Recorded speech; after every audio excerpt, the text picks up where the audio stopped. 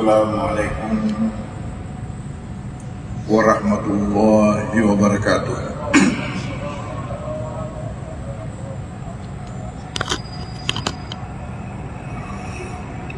Bismillahirrahmanirrahim. Alhamdulillahi rabbil alamin.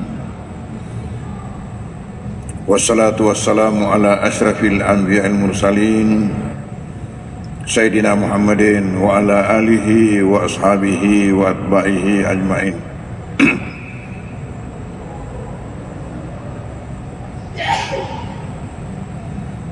Alhamdulillah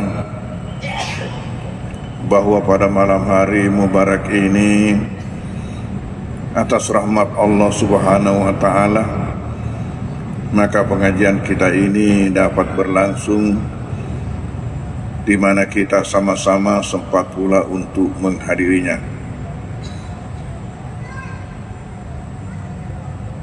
Yang mana buat saya adalah pengajian terakhir sebelum berangkat ke Tanah Suci.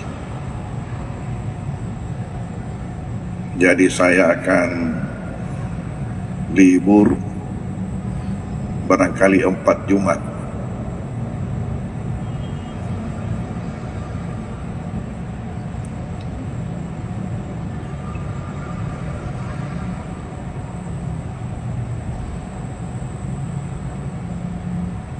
Mudah-mudahan nanti ada yang bisa menggantikan, mengisi acara ini, karena yang penting di sini yang pertama ialah karena adanya ini ibadah. Itu jangan pernah kita lupa bahwa ini adalah suatu ibadah yang sangat tinggi nilainya. Jadi kita yang rajin mengikuti macam ini, itu kita mengumpul, tidak terasa itu, tidak terasa. Tak bangkangi matu asori mundi, kaget nanti. Dari kemudian ketika Tuhan memperlihatkan semua kayak kemarin buat wasileh napa tu memaciki pengajiannya dan yang lainnya lagi.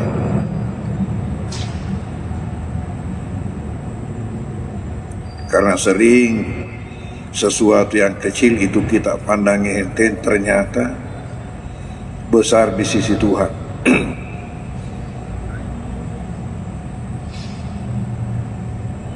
Makanya saya sampaikan bahwa sesuatu itu baik atau buruk, jangan kita remehkan, jangan kita pandang enteng karena kecilnya menurut anggapan kita.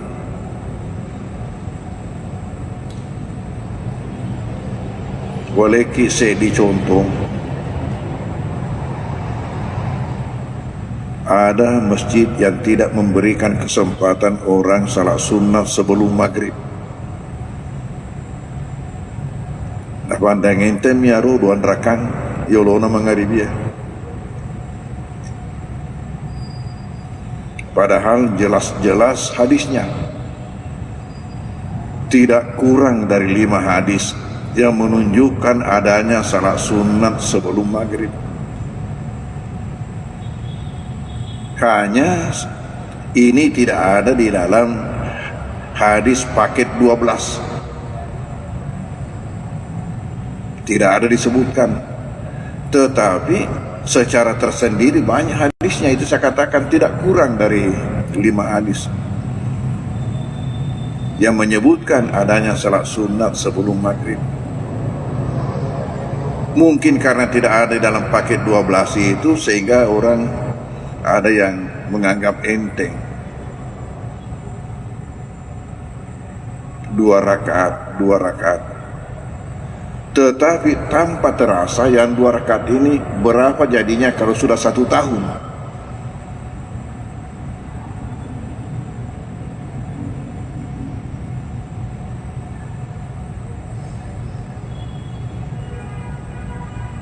$365 kali 2, 300 kali 2, 600. 65 kali 2 130. Jadi 600 tambah 130 730. Maka sedih dero sedih tak duandra kami tasuni duandra kata suni dan ranking. Tapi kalau kita coba-coba hitung, jadinya 730 rakaat dalam 1 tahun. Bagaimana kalau sudah 10 tahun? Bagaimana kalau lebih? Oh, mabela no cak bela imundri. Gede mau bugawi. Ini satu saja contoh.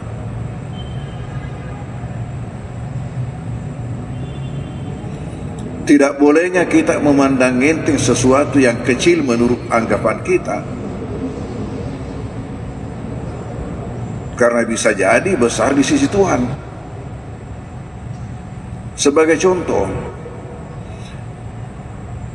ada diriwayatkan di dalam hadis bahwa pernah Nabi pergi ke satu tempat bersama-sama dengan sahabat-sahabat beliau. Lalu di dalam perjalanan melewati 2 kuburan.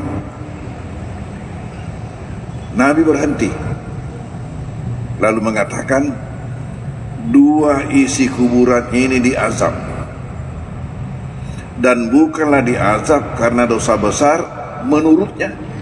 Itu tadi saya katakan, dia pandang enteng, dianggap kecil.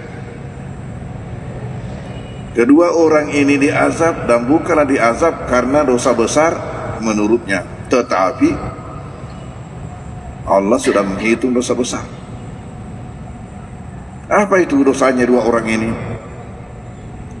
Yang pertama, ketika dia hidup, dia suka menjadi provokator. Mapasi letu-letu, mapasi salah-salah, merusak tatanan masyarakat, mengacau. Karena dalam menghadapi nanti pemilu pilkada ini, hati-hati. Siapa yang mau mendapatkan persekot azab dalam kubur sebelum neraka ini? Jadi sudah ada azab itu dalam kubur.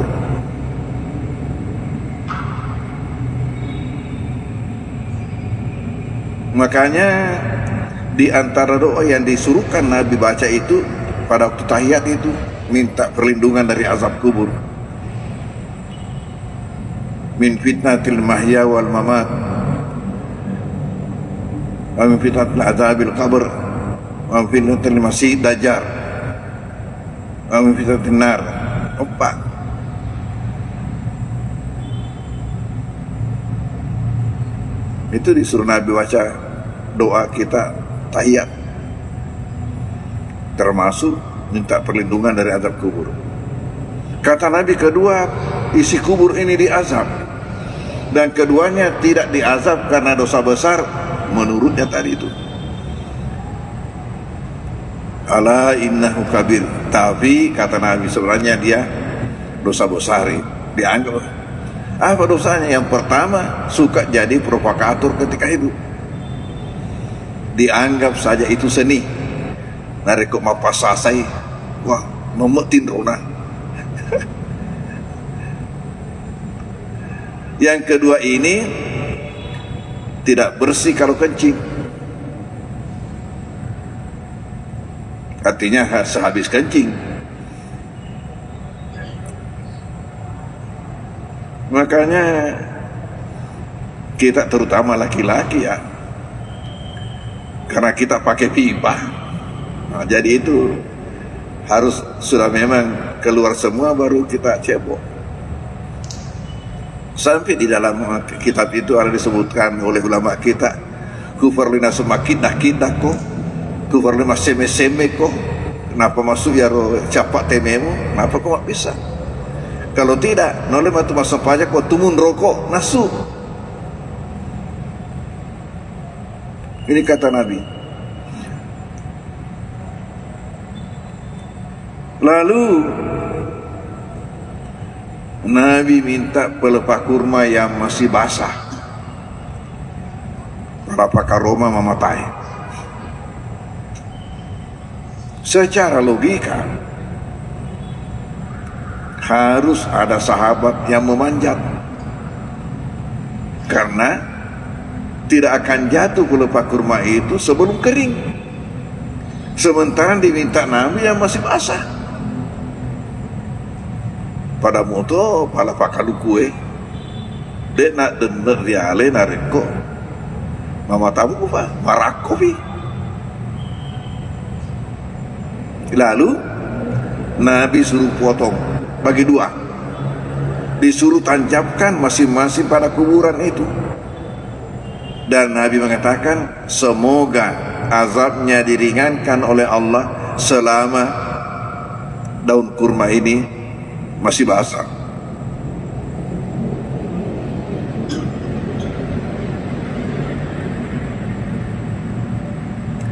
Di sini ada berbagai pelajaran yang kita dapatkan. Pertama-tama ialah adanya azab kubur. Yang kedua, adanya Nabi sering melihat atau terkadang melihat yang tidak dilihat oleh orang lain, tidak dilihat oleh sahabat-sahabat. Seperti itu, adanya azab dalam kuburan, adanya Nabi mengatakan di sisa, tidak ada yang melihat.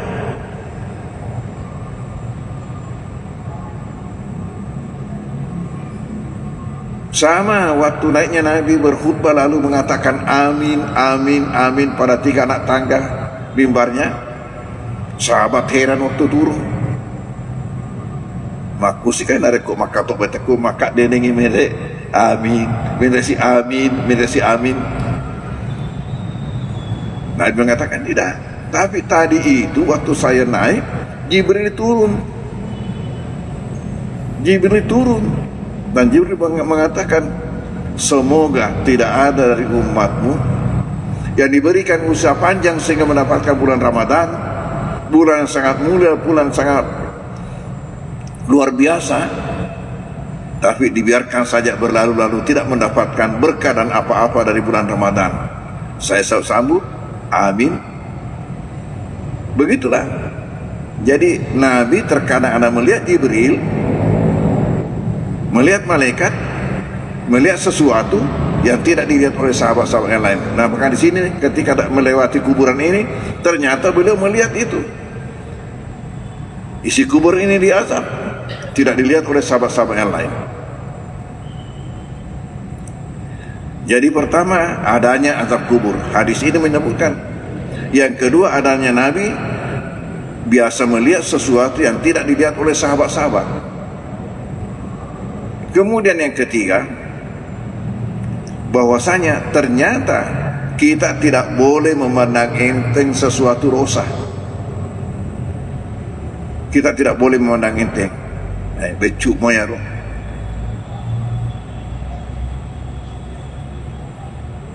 Peribahasa mengatakan sehari selembar benang lama-lama menjadi kain. Maksudnya itu lama-lama menjadi sarung. Falsafana patenungnya roh kasih tata itu patenungnya roh selembar baca purnama jadi lipat.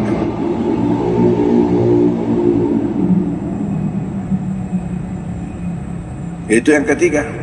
Yang keempat, bahwasanya ada doa dalam bentuk simbol-simbol, bukan dalam bentuk ucapan, bukan dalam bentuk kata-kata. Adanya Nabi meminta pelepah kurma ditancapkan, itu senu-senuannya doa dalam bentuk simbol-simbol. Nabi mengatakan semoga mendapatkan keringanan dari azab dengan ini. Saya katakan, andai kata Nabi tidak mau menyebutkan ini, sebenarnya ada cara yang sangat praktis yang bisa dilakukan. Kan Nabi ini hanya melewati, bukan tujuan. Hanya melewati kuburan itu, bukan tujuan. Jadi kalau dia mau ambil yang praktis, Nabi hanya mengatakan, apalah kue, kubacagi pak doang ini. Coba amin, kalian aminkan saya bacakan doa, selesai, melanjutkan perjalanan. Tapi kenapa Nabi meminta ini? Berarti kasih pekerjaan lagi, karena mau memperlihatkan kepada umat bahwa ada doa dalam bentuk bukan ucapan, dalam bentuk simbol-simbol. Ya naruh segini oke senu-senungan, ya harga senu-senuan.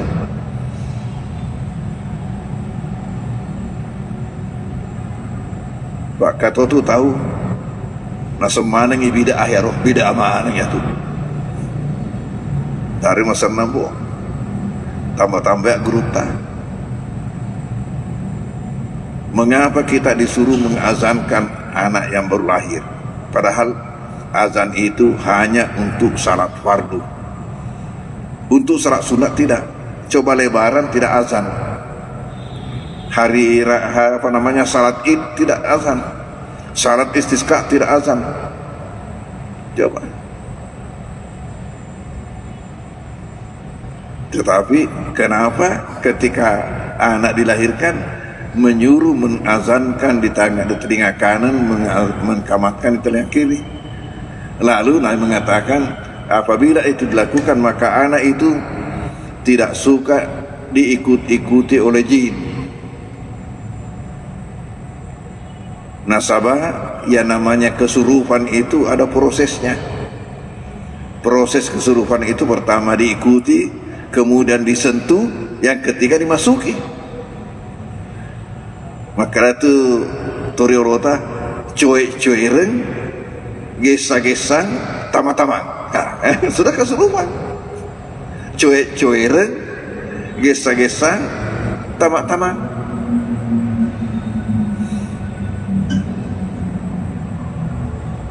Ada lagi yang namanya tahnik, yaitu anak dikasih mencicipi, anak yang baru lahir dikasih mencicipi sesuatu yang manis. Kalau yang dilakukan Nabi sendiri ialah kurma. Kurma dicicipi Nabi, baru diambil dimasukkan dalam mulut anak bayi. Kemudian lagi akikahnya. Ini semua adalah doa dalam bentuk-bentuk simbol-simbol. Jadi kita perlu tahu bahwa dalam Islam doa itu dua macam. Pertama, doa dalam bentuk kata-kata. Yang kedua, doa dalam bentuk simbol-simbol, yang dalam bahasa Indonesia namanya sempana. Sempana. Dalam bahasa Arab namanya tafaul. Tafaul. Dalam bahasa kita itulah senu-senungan atau senu-senuan.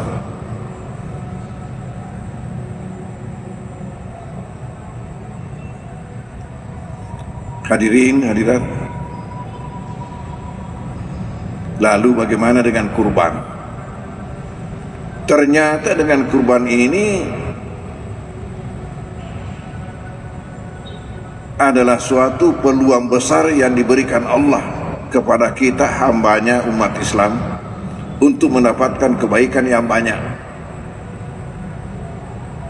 Kebaikan yang banyak pertama berupa pahala yang tidak terhitungkan banyaknya. Dan inilah nanti yang menentukan tempat kita di hari kemudian. Tidak ada dari kita ini yang ingin menempati tempat yang rendah. Tidak ada yang mau menempati rumah RSSSS.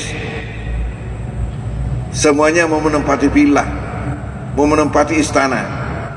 Nah sementara penempatan hamba diukur daripada ini, daripada jumlah amalan yang dilakukan atau berat timbangan amal, pahala amal yang dia lakukan. Di situ ukurannya. Nah ini peluang diberikan Allah kepada kita dengan berkurban, pahala yang tidak terhitungkan banyaknya. Ketika sahabat tanya, apa kata Nabi? Bikulli sya'ratin hasanah. Kamu mendapatkan pahala dari setiap lembar bulu hewan kurbanmu. Pahala dari setiap lembar bulu hewan kurbanmu. Dari kalau komisi syari kana reken nih. Kalau mau tahu berapa banyak, hitunglah. Yang kedua, mendapat ampunan atas dosa-dosa kita.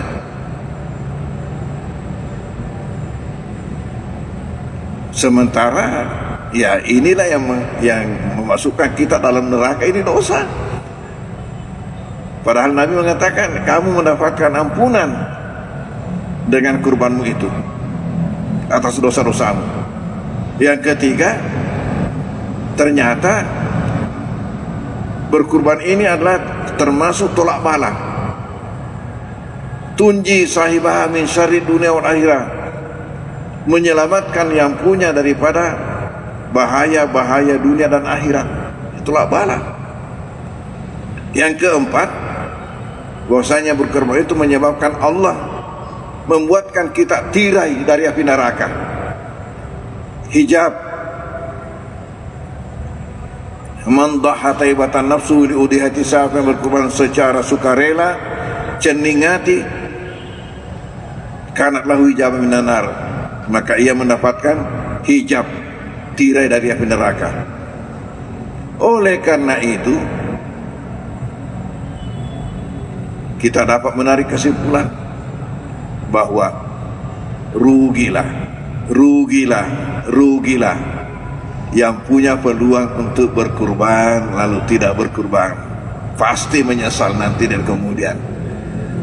Apalagi kita tidak tahu apakah Allah masih memberikan kita izin untuk hidup tahun depan.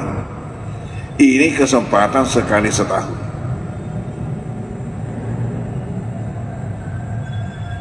Lalu pengajian kita lalu selesai pengajian, selesai salat isya, tanya sama saya, bolehkah dikorbankan yang betina? Ditoma korban ya korban.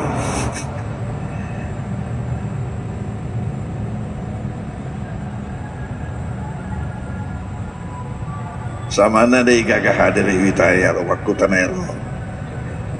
Jumat lah baik. Mafato tomero kami halangan ronde. Mafato dia termasuk itu ya apa namanya jamaah tetap kita untuk pengajian. Pendek-pendek sedikit orangnya, putih-putih. Lalu kesana kadai ke pasir.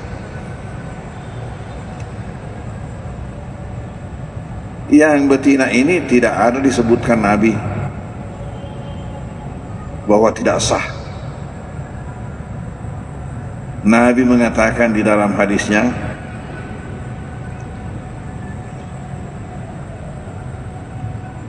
arba'un la tujazu fil adahi, ada 4 sifat pada hewan itu sehingga tidak boleh dikurbankan. Yang pertama, al-aura al-bayinu auruha, yang jelas buta sebelah matanya.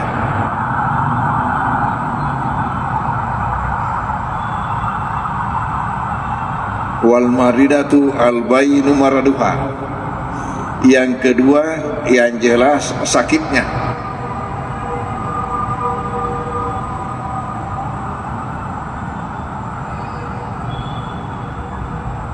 Yang keempat, wal arja al-bayinu arjuha, yang jelas pincang. Yang ketiga yang pincang. Yang keempat, wal ajfa allati la tunki, ialah yang sangat kurus, mabita-bita rusukna, yang tidak punya lemak, kata Nabi. Hanya 4 disebut, tidak ada disebut yang kelima yang komba. Dia makan apa komba, berarti boleh. Hanya kita selama ada jantan, karena ada pemikiran kita makan apa sani mak bija komba aja tosin jere. Tetapi dari segi boleh atau tidaknya, boleh. Boleh. Selama sempurna, ya, selama sempurna. Kalau di dalam kitab ya, yang dilarang juga itu yang dipotong telinganya. Tidak apa-apa kalau digunting ifwi, karena tidak ada hilang. Tapi kalau ada kalau dibelah tidak ada hilang. Tapi kalau dipotong ada hilang. Di dalam kitab dilarang. Tapi untuk fikih saya di sini di Indonesia tidak apa-apa. Mengapa dilarang? Karena menurut ulama-ulama Arab, bagi orang Arab telinga sapi itu pun dimakan. Jadi kalau dipotong hilang sebagian, tidak sempurna. Apa ini? Ya ambil docilin, kalau mana docilin.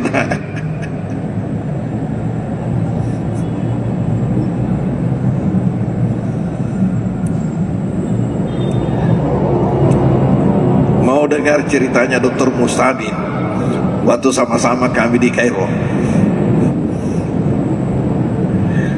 Kita tinggal di asrama Azhar. Di situ kita dikasih sarapan pagi, makan siang, tidak ada makan malam. Jadi untuk makan malam SDM, selamatkan diri masing-masing. Macam-macam lah caranya itu makan malam. Ada yang tidak ada modalnya, bagaimana?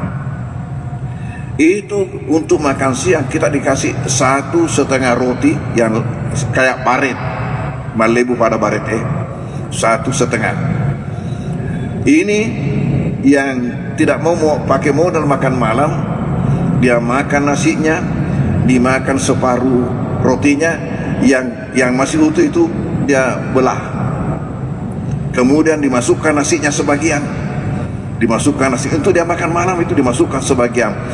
Lalu sesudah dimasukkan, pergi lagi minta, Zid kaman terus, tambah sedikit nasinya, ditambahkan lagi nasinya. Berapa tamu sih saya beri kantong naik, dapat jadi tas ya, dijadikan tas itu rotinya, dijadikan tas. Di situ juga sebagian daripada lauknya dia dikasih masuk. Nah, nanti kalau sudah malam, inilah yang dimakan, kemudian minum teh atau minum susu, sudah selesai, tidak ada biayanya. Kalau yang pakai mau biaya, pergi ke kantin, ada dijual. Tapi makan nasi Arab yang pakai minyak ya. Nah, saya ber7 orang termasuk Dr. Mustabin, ber7 orang masak sendiri. Jadi kita masak-masak ya, bergiliran. Setiap malam satu orang punya tugas, mulai menyiapkan bahan, mengolah bahan, kemudian memasak, berakhir dengan cuci piring dan masak teh. Itu yang terakhir pekerjaan. Jadi diakhiri dengan masak teh. Karena tradisi orang Arab itu kalau habis makan mesti minum teh. Kapan kita menjamu orang Arab dan tidak dikasih minum teh, cerita di luar itu, saya disiksa orang di rumah ini. Kenapa disiksa? Dikasih makan, tidak dikasih minum teh. Sebegitu fanatiknya orang Arab terhadap teh. Lalu dengan ini muncul istilah apa? 1 hari jadi budak, 6 hari jadi raja. Karena 1 hari dia kerja semua. Jadi kita kumpul-kumpul uang, setelah dihitung berapa biayanya 1 bulan, kita 7 orang kumpul-kumpul, disimpan di satu laci. Siapa punya tugas ambil uang itu, baru belanja, baru siapkan. Dan kalau musim panas seperti sekarang ini, begitu banyak bayam yang tumbuh di sekitar asrama, bayam subur. Sementara orang di sana tidak tahu bahwa ini sayur, baik orang Arab maupun orang Afrika, teman-teman yang dari lain, kecuali bahasa Malaysia macam kita inilah yang tahu. Jadi yang punya tugas kalau musim panas begini, setelah salat asar turunlah di sekitar itu, kasih bawa kantong hitam, kasih masuk. Nanti orang Afrika atau orang Mesir, orang Arab datang tanya, apaan kamu di situ? Dijawab, ada kelinci, ada kelinci, mau dikasih makan kelinci, padahal kita yang mau masak sayur. Nah, suatu ketika salah seorang teman ini mengatakan, kalau saya rasa-rasa ini sudah seperti orang Arab, kuatnya makan. Bicara macam ini tidak boleh didengar macam Dr. Mustabin.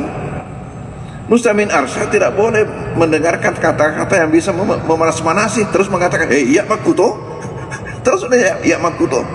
Wah, kita yang 5 orang mengatakan, naturi sengi kayak tu papada rai galana mandre, kecuali dipertandingkan. Walhasil dipertandingkan. Bagaimana cara dipertandingkan? Dibeli 3 kepala sapi. Ajak mehmana na ulu bembe, dia tu nak capu nak ulu bembe. Kepala sapi dibeli 3. 2 kepala sapi untuk yang bertanding, masing-masing 1 kepala. Lalu 1 kepala untuk yang 5 orang ini, yang dewan hakim bersama penggembira. Ya, dimasaklah. Jadi di acara itu pandainya orang Arab. Itu tadi kepala bersih betul daripada bulu-bulunya, tapi masih ikut kulitnya, tapi bersih betul. Kemudian dipotong-potong kecil-kecil bersama-sama dengan kulitnya dipotong bersama itu. Sama kalau kita beli ikan, kepala ikan, potong-potong, masuk 3 juga kantong, tiba di asrama 3 juga periuk. Selesai, maka masing-masing menghadapi 1 kepala ini yang bertanding. Kita 5 orang, ini dewan hakim, penggembira, kita menyaksikan igana tu pada rai galana mandre. Walhasil makan, sudah begini, dipaksa-paksa. Ujung-ujungnya tidak bisa habis. Sedangkan kita yang 5 orang setengah mati itu makan 1 kepala, apalagi ini masing-masing 1 kepala 1 orang, tidak bisa habis. Walhasil selesai itu tidak bisa duduk tidak bisa, apalagi baring. Jadi apa yang kejadian? Mereka turun jalan di antara lorong-lorong antara asrama, jalan berdua. Dilihat oleh satpam curiga, kenapa orang ini berdua selalu putar-putar terus. Ditanya, apamu yang hilang? Saya lihat kamu berdua ini dari tadi sudah jalan begini keliling-keliling, apamu yang hilang? Nasa ini kagak natape toliwas sona. Lalu kita dari atas melihat di tingkat 2, dari atas dari jendela mengatakan, Andre Boromo ya natu aseleta. Lalu kita tanya Dr. Mustami Magani, ya bagaimana? Siapa yang sudah sama dengan orang Arab? Apa kata Dr. Mustami? Bagaimana kita bisa habiskan sedangkan telinganya juga dimakan? Itu tadi kembali kepada telinga. Makanya dalam kitab fikih yang ditulis notabene ulama-ulama Arab, cacat kalau telinganya terpotong. Apa nandre balik dokilin? Kita bisa katakanlah untuk fikih Indonesia itu tidak jadi masalah itu, karena memang kita tidak makan, itu dianggap cacat kalau begitu. Hadirin, ada lagi masalah. Ada hadis yang mengatakan siapa yang akan berkurban kapan sudah terbit ya Zulhijjah, jangan dipotong rambutnya, jangan potong kukunya. Ternyata ulama terbagi 3 di dalam menanggapi hadis ini.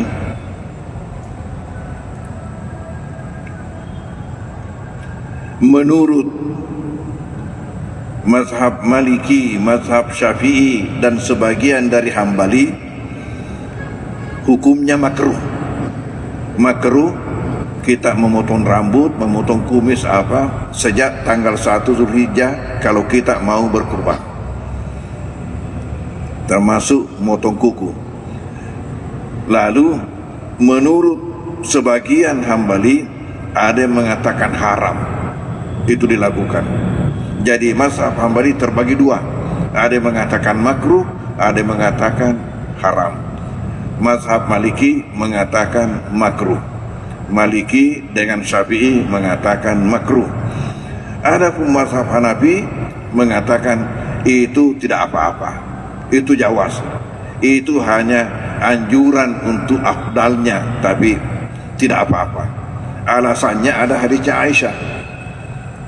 Hadisnya Aisyah mengatakan apa? Saya yang memintal itu kalung untuk dikalungkan kurbannya baginda Rasulullah. Kemudian baginda yang pasangkan, lalu disuruh potong, dan baginda tidaklah mengharamkan sesuatu yang dihalalkan Allah sebelumnya. Nabi tidaklah mengharamkan ketika itu sesuatu yang memang Allah halalkan sebelumnya, berarti tidak haram. Tidak haram. Jadi ini hanya anjuran untuk afdalnya. Kenapa? Hikmahnya itu katanya supaya itu semua menjadi saksi nanti di hari kemudian terhadap ini yang kita lakukan.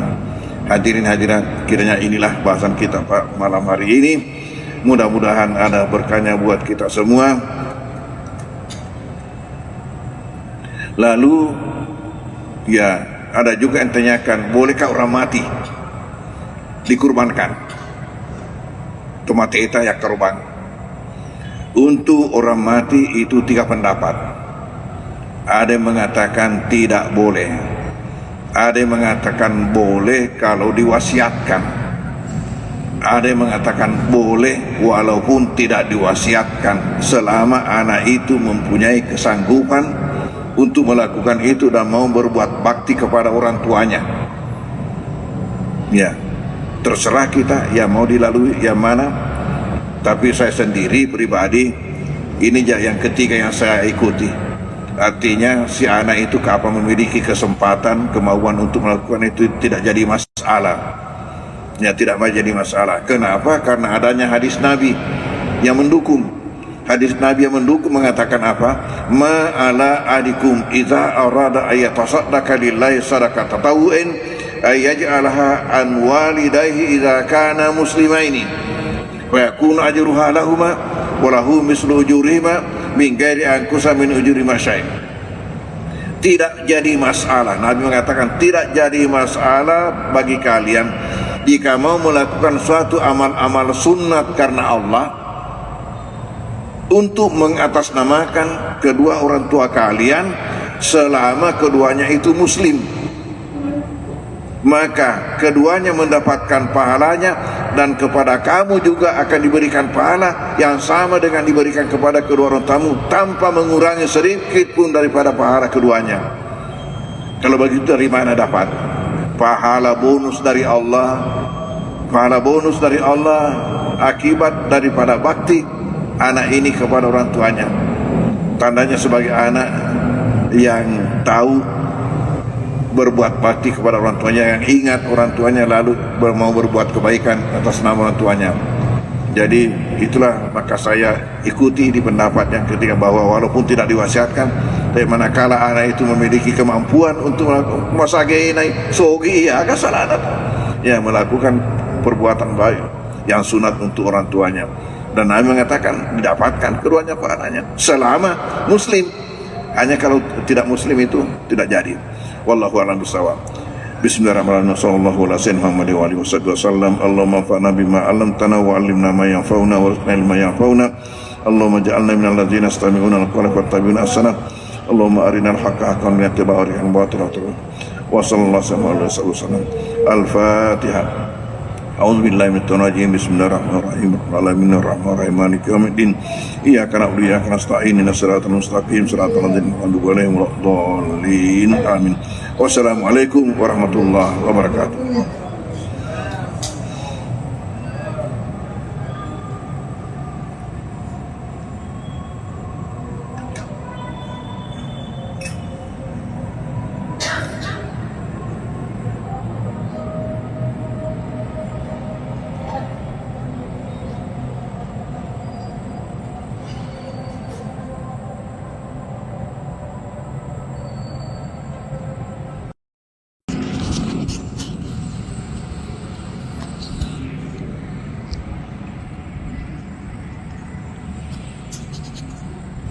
Assalamualaikum warahmatullahi wabarakatuh.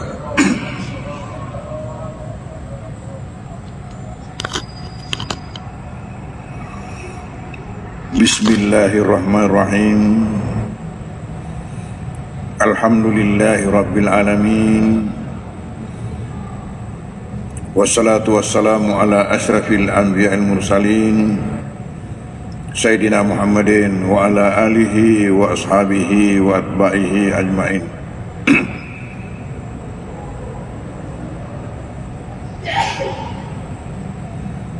Alhamdulillah bahwa pada malam hari mubarak ini atas rahmat Allah Subhanahu wa Ta'ala, maka pengajian kita ini dapat berlangsung di mana kita sama-sama sempat pula untuk menghadirinya. Yang mana buat saya adalah pengajian terakhir sebelum berangkat ke Tanah Suci. Jadi saya akan libur barangkali 4 Jumat.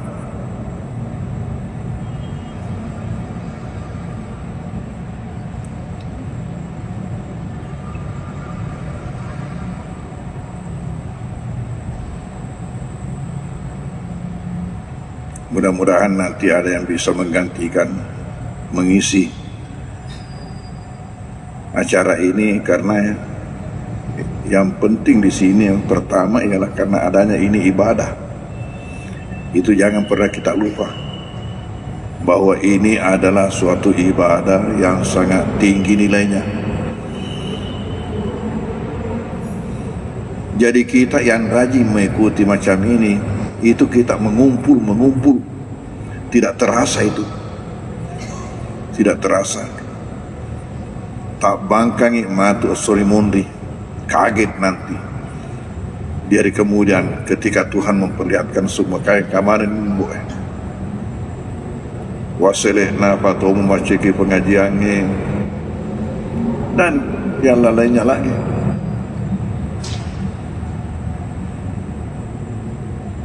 Karena sering sesuatu yang kecil itu kita pandangi enteng, ternyata besar di sisi Tuhan.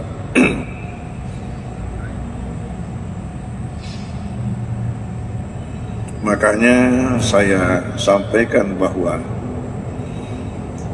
sesuatu itu baik atau buruk jangan kita remehkan.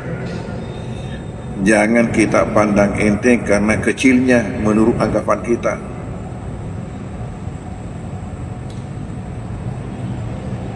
Boleh kisah dicontoh. Ada masjid yang tidak memberikan kesempatan orang salat sunat sebelum maghrib. Nah, pandang enteng miaro duan rakang yolona mangharibia. Padahal jelas-jelas hadisnya tidak kurang dari 5 hadis yang menunjukkan adanya salat sunat sebelum maghrib. Hanya ini tidak ada di dalam hadis paket 12. Tidak ada disebutkan. Tetapi secara tersendiri banyak hadisnya, itu saya katakan tidak kurang dari 5 hadis yang menyebutkan adanya salat sunat sebelum maghrib. Mungkin karena tidak ada dalam paket 12 itu sehingga orang ada yang menganggap enteng. 2 rakaat.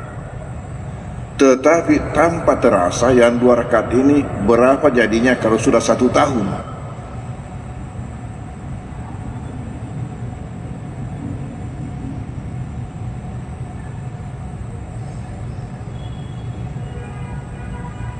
$365 kali 2. 300 kali 2 600. 65 kali 2 130. Jadi 600 tambah 130 730. Maka sedih dia sedih tak don rakami tasuni don rakatasiuni dan ireke. Tapi kalau kita coba-coba hitung jadinya 730 rakaat dalam 1 tahun. Bagaimana kalau sudah 10 tahun? Bagaimana kalau bina? Mabela no cak bela imundri. Gede mau bugawi. Ini satu saja contoh.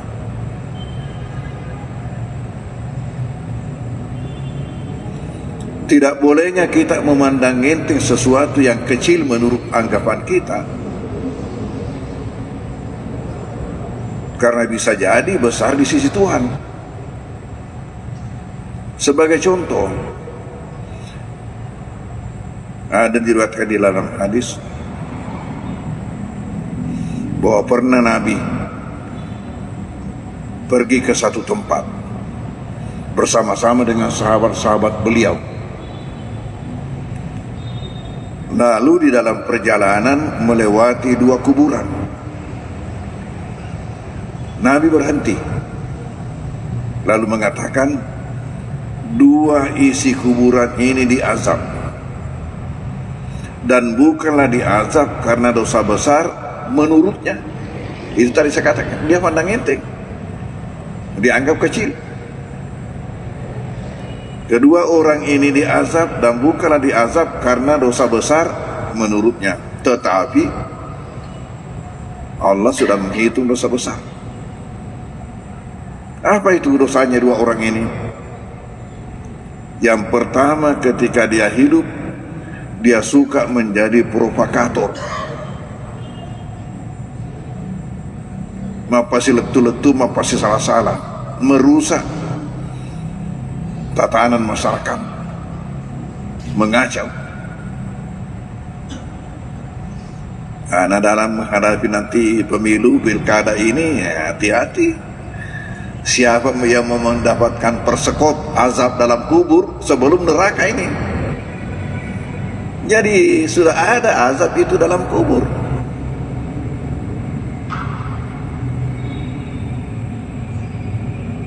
Makanya di antara doa yang disuruhkan Nabi baca itu pada waktu tahiyat itu, minta perlindungan dari azab kubur.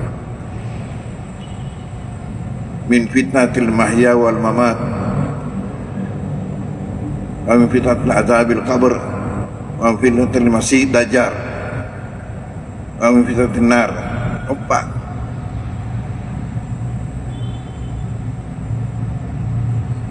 Itu disuruh Nabi baca doa kita tahiyat, termasuk minta perlindungan dari azab kubur. Kata Nabi, kedua isi kubur ini diazab, dan keduanya tidak diazab karena dosa besar menurutnya tadi itu. Ala innahu kabir, tapi kata Nabi sebenarnya dia dosa besar. Dianggap apa dosanya? Yang pertama, suka jadi provokator ketika hidup. Dianggap saja itu seni. Narikok mapasasai, wah memetin rona. Yang kedua ini tidak bersih kalau kencing, artinya sehabis kencing. Makanya kita terutama laki-laki ya, karena kita pakai pipa, nah, jadi itu harus sudah memang keluar semua baru kita cebok. Sampai di dalam kitab itu ada disebutkan oleh ulama kita, kufar lina semakin dah kok, kufar lina seme kok, kenapa masuk ya roh capak tememu, kenapa kok bisa? Kalau tidak, noleh matu masuk pajak kok tumun rokok nasu. Ini kata Nabi. Lalu Nabi minta pelepah kurma yang masih basah. Para pakar Roma mematai. Secara logika harus ada sahabat yang memanjat, karena tidak akan jatuh pelepah kurma itu sebelum kering. Sementara diminta Nabi yang masih basah. Pada moto pala pakalu kue dek nak denger diale nareko mama tamu apa marakopi.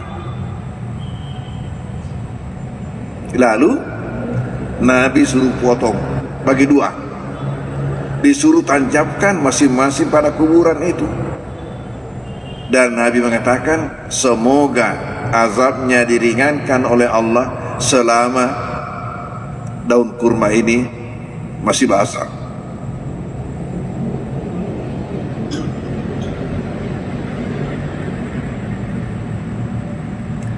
Di sini ada berbagai pelajaran yang kita dapatkan. Pertama-tama ialah adanya azab kubur. Yang kedua, adanya Nabi sering melihat atau terkadang melihat yang tidak dilihat oleh orang lain, tidak dilihat oleh sahabat-sahabat. Seperti itu, adanya azab dalam kuburan, adanya Nabi mengatakan di sisa, tidak ada yang melihat.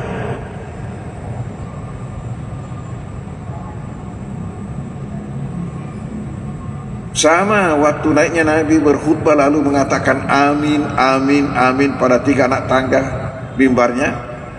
Sahabat heran waktu turun. Maku sih kan ada kok maka tok beteku maka denengi mere amin, mere si amin, mere si amin. Nabi mengatakan tidak. Tapi tadi itu waktu saya naik, Jibril turun. Jibril turun. Dan Jibril mengatakan, semoga tidak ada dari umatmu yang diberikan usia panjang sehingga mendapatkan bulan Ramadan, bulan yang sangat mulia, bulan sangat luar biasa, tapi dibiarkan saja berlalu-lalu tidak mendapatkan berkah dan apa-apa dari bulan Ramadan. Saya sambut, amin. Begitulah.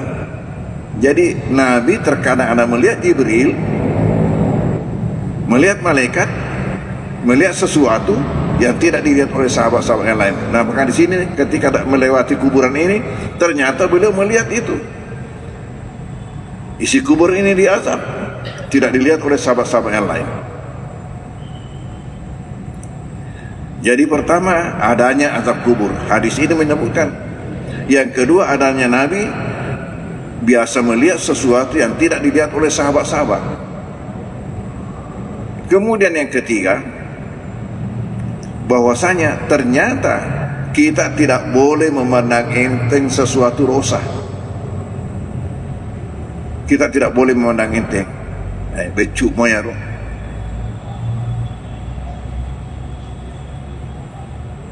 Peribahasa mengatakan sehari selembar benang lama-lama menjadi kain.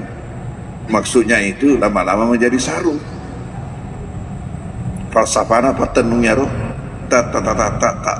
kasih tata itu patenungnya roh selembar paca purnama jadi lipat.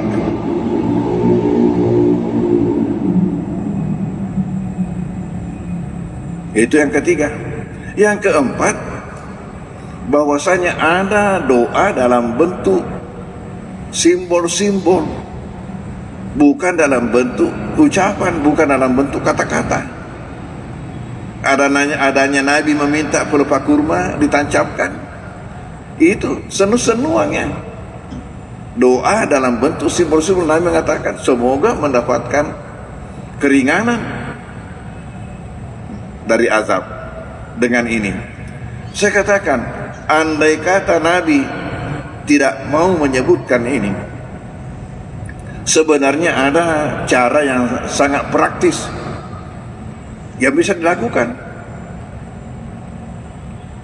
Kan Nabi ini hanya melewati, bukan tujuan. Hanya melewati kuburan itu, bukan tujuan. Jadi kalau dia mau ambil yang praktis, Nabi hanya mengatakan, apa kue ubacagi pak doangnya. Coba amin, kalian aminkan, saya bacakan doa. Selesai, melanjutkan perjalanan. Tapi kenapa Nabi meminta ini? Berarti kasih pekerjaan lagi, karena mau memperlihatkan kepada umat bahwa ada doa dalam bentuk bukan ucapan, dalam bentuk simbol-simbol. Ya naruh segini oke senu-senungan, ya harga senu-senuan.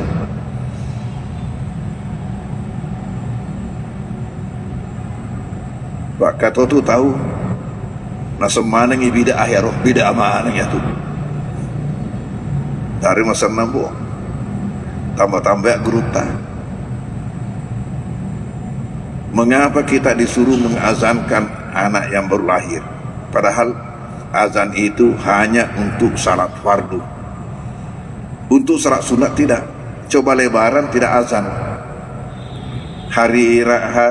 Salat Id tidak azan.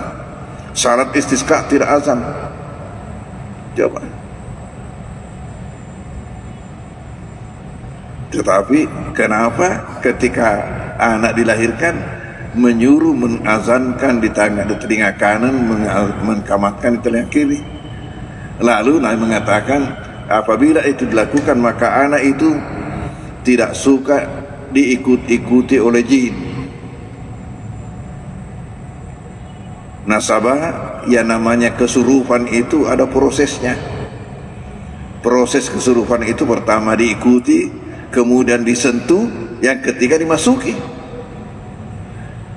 Maka itu toriorota cuek-cuereng, gesa-gesang, tama-tama. Sudah kesurupan. Cuek-cuereng, gesa-gesang, tama-tama.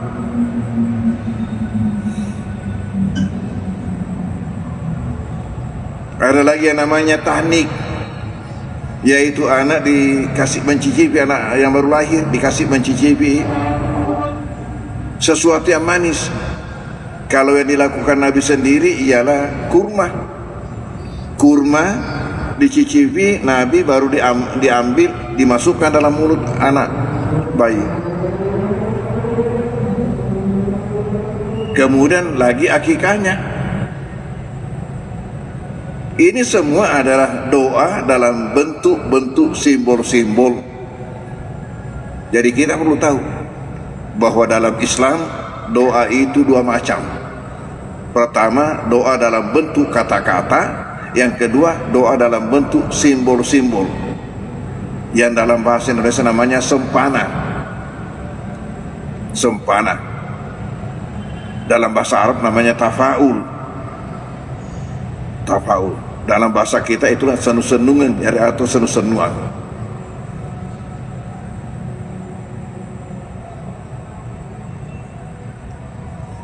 Hadirin, hadirat. Lalu bagaimana dengan kurban? Ternyata dengan kurban ini adalah suatu peluang besar yang diberikan Allah kepada kita, hambanya umat Islam, untuk mendapatkan kebaikan yang banyak. Kebaikan yang banyak pertama berupa pahala yang tidak terhitungkan banyaknya. Dan inilah nanti yang menentukan tempat kita di hari kemudian. Tidak ada dari kita ini yang ingin menempati tempat yang rendah. Tidak ada yang menempati rumah RSSSS. Semuanya mau menempati villa, mau menempati istana. Nah, sementara penempatan hamba diukur daripada ini, daripada jumlah amalan yang dilakukan atau berat timbangan amal, pahala amal yang dia lakukan. Di situ ukurannya. Nah, ini peluang diberikan Allah kepada kita dengan berkurban, pahala yang tidak terhitungkan banyaknya. Ketika sahabat tanya, apa kata Nabi? Bikulli sya'ratin hasanah. Kamu mendapatkan pahala dari setiap lembar bulu hewan kurbanmu. Pahala dari setiap lembar bulu hewan kurbanmu. Nah, kalau komiseng syari kana reken nih. Kalau mau tahu berapa banyak, hitunglah. Yang kedua, mendapat ampunan atas dosa-dosa kita.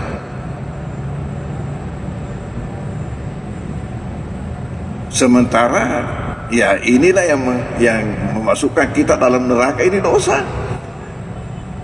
Padahal Nabi mengatakan kamu mendapatkan ampunan dengan kurbanmu itu atas dosa-dosamu. Yang ketiga, ternyata berkurban ini adalah termasuk tolak bala. Tunji sahibah min syarri dunia wal akhirah, menyelamatkan yang punya daripada bahaya-bahaya dunia dan akhirat. Tolak bala. Yang keempat, bahwasanya berkorban itu menyebabkan Allah membuatkan kita tirai dari api neraka. Hijab.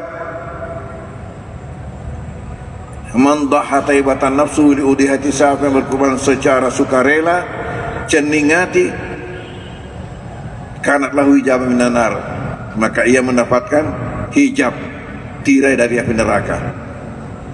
Oleh karena itu kita dapat menarik kesimpulan bahwa rugilah yang punya peluang untuk berkurban lalu tidak berkurban, pasti menyesal nanti dan kemudian. Apalagi kita tidak tahu apakah Allah masih memberikan kita izin untuk hidup tahun depan. Ini kesempatan sekali setahun.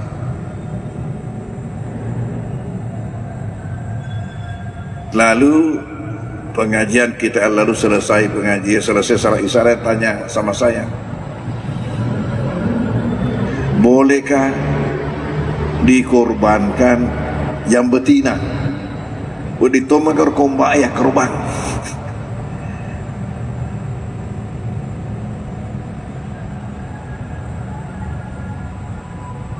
Sama na day gagah dari witaya waktu tanero. Cuma lah baik. Mafato tomero kan halangan ronde. Mafato dia termasuk itu ya apa namanya jamaah tetap kita untuk pengajian. Pendek-pendek sedikit orangnya, putih-putih. Lalu kesana kadai ke pasir. Yang betina ini tidak ada disebutkan Nabi bahwa tidak sah. Nabi mengatakan di dalam hadisnya,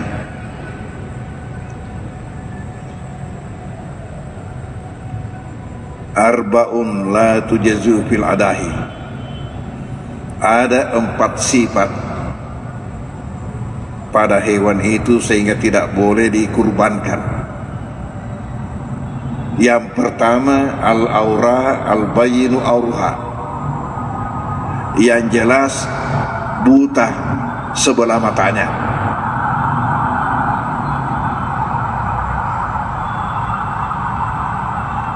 Wal maridatu al-bayinu maraduha, yang kedua yang jelas sakitnya.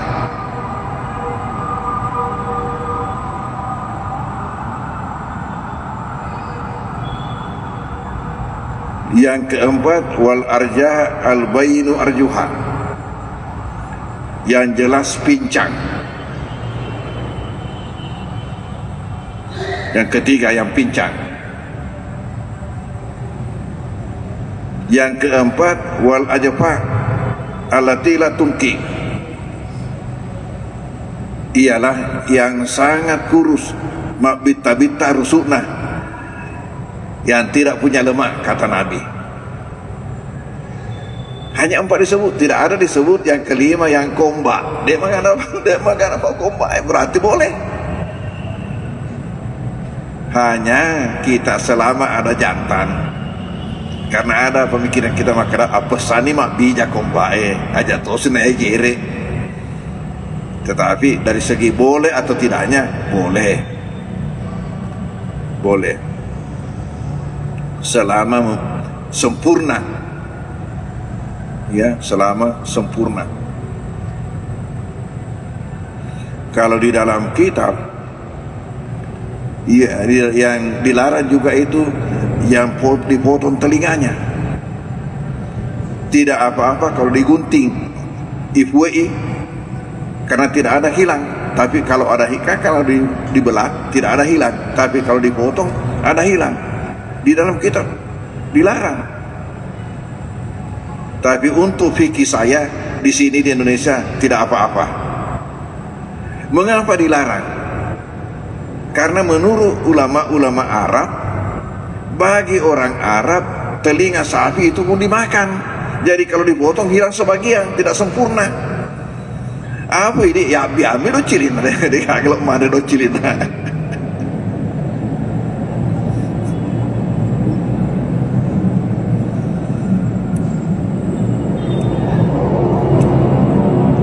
dengar ceritanya Dr. Mustabin waktu sama-sama kami di Kairo. Kita tinggal di asrama Azhar.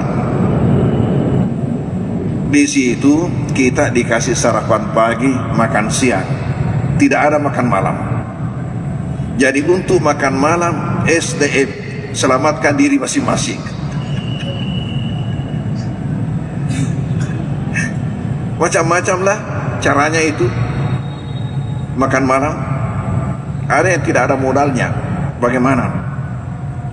Itu untuk makan siang kita dikasih 1,5 roti yang kayak baret, malebu pada baret 1,5. Ini yang tidak mau pakai modal makan malam, dia makan nasinya, dimakan separuh rotinya, yang masih utuh itu dia belah, kemudian dimasukkan nasinya sebagian, dimasukkan nasi itu dia makan malam, itu dimasukkan sebagian.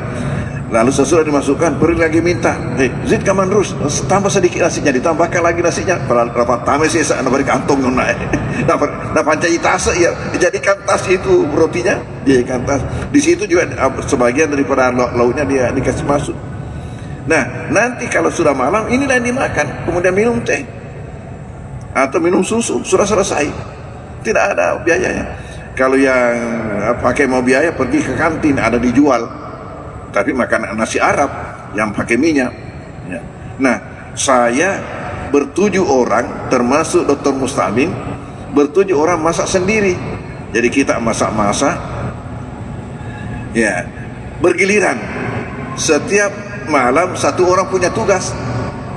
Mulai menyiapkan bahan, mengolah bahan, kemudian memasak, berakhir dengan cuci piring dan masak teh.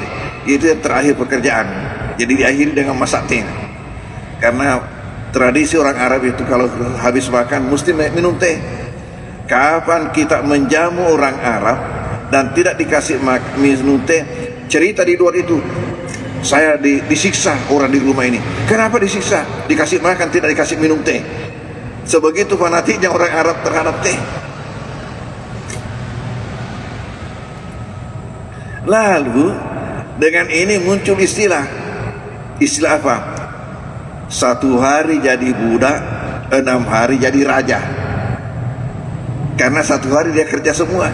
Jadi kita kumpul-kumpul uang, setelah dihitung berapa biayanya 1 bulan, kita 7 orang kumpul-kumpul, disimpan di satu laci. Siapa punya tugas, ambil uang itu, baru belanja, baru siapkan. Dan kalau musim panas seperti sekarang ini, begitu banyak bayam yang tumbuh di sekitar asrama, bayam subur. Sementara orang di sana tidak tahu bahwa ini sayur, baik orang Arab maupun orang Afrika, teman-teman yang dari lain, kecuali bahasa Malaysia macam kita inilah yang tahu. Jadi yang punya tugas kalau musim panas begini, setelah salat asar turunlah di sekitar itu, kasih bawa kantong hitam, kasih masuk. Nanti orang Afrika atau orang Mesir, orang Arab datang tanya, apaan kamu di situ? Dijawab, ada kelinci. Ada kelinci, mau dikasih makan kelinci, padahal kita yang mau masak sayur. Nah, suatu ketika salah seorang teman ini mengatakan, kalau saya rasa-rasa ini sudah seperti orang Arab, kuatnya makan. Bicara macam ini tidak boleh didengar macam Dr. Mustabin. Mustabin Arsyad tidak boleh mendengarkan kata-kata yang bisa memanas-manasi, terus mengatakan, iya makuto, terus udah iya makuto. Wah, kita yang 5 orang mengatakan, dek naturi sengi kayak tu papada rai galana mandre, kecuali dipertandingkan. Walhasil dipertandingkan. Bagaimana cara dipertandingkan? Dibeli 3 kepala sapi. Ajak mana ulu bembe, dia tu nak capu nak ulu bembe. Kepala sapi dibeli 3. 2 kepala sapi untuk yang bertanding, masing-masing 1 kepala. Lalu 1 kepala untuk yang 5 orang ini, yang dewan hakim bersama penggembira. Ya, dimasaklah. Jadi di acara tona itu pandainya orang Arab. Itu tadi kepala bersih betul daripada bulu-bulunya, tapi masih ikut kulitnya, tapi bersih betul. Kemudian dipotong-potong kecil-kecil, bersama-sama dengan kulitnya dipotong bersama itu. Sama kalau kita beli ikan, kepala ikan, potong-potong, masuk 3 juga kantong, tiba di asrama 3 juga periuk. Selesai, maka masing-masing menghadapi 1 kepala ini yang bertanding. Kita 5 orang, ini dewan hakim penggembira, kita menyaksikan igana tu pada rai kalana mandre. Walhasil makan sudah begini dipaksa-paksa, ujung-ujungnya tidak bisa habis. Sedangkan kita yang 5 orang setengah mati itu makan 1 kepala, apalagi ini masing-masing 1 kepala 1 orang, tidak bisa habis. Walhasil selesai itu tidak bisa duduk tidak bisa, apalagi baring. Jadi apa yang kejadian?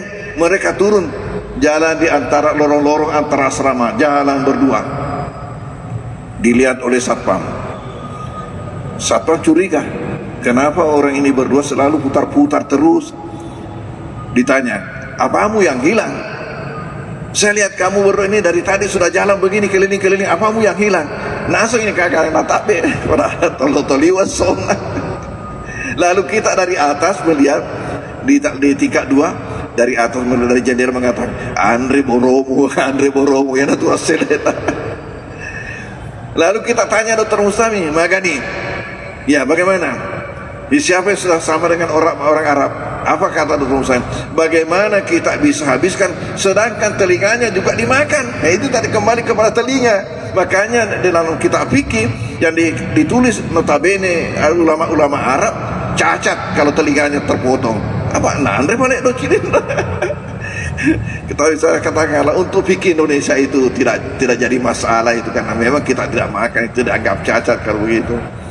Hadirin, ada lagi masalah. Ada hadis yang mengatakan siapa yang akan berkurban kapan sudah terbit ya Zulhijjah, jangan dipotong rambutnya, jangan potong kukunya. Ternyata ulama terbagi 3 di dalam menanggapi hadis ini.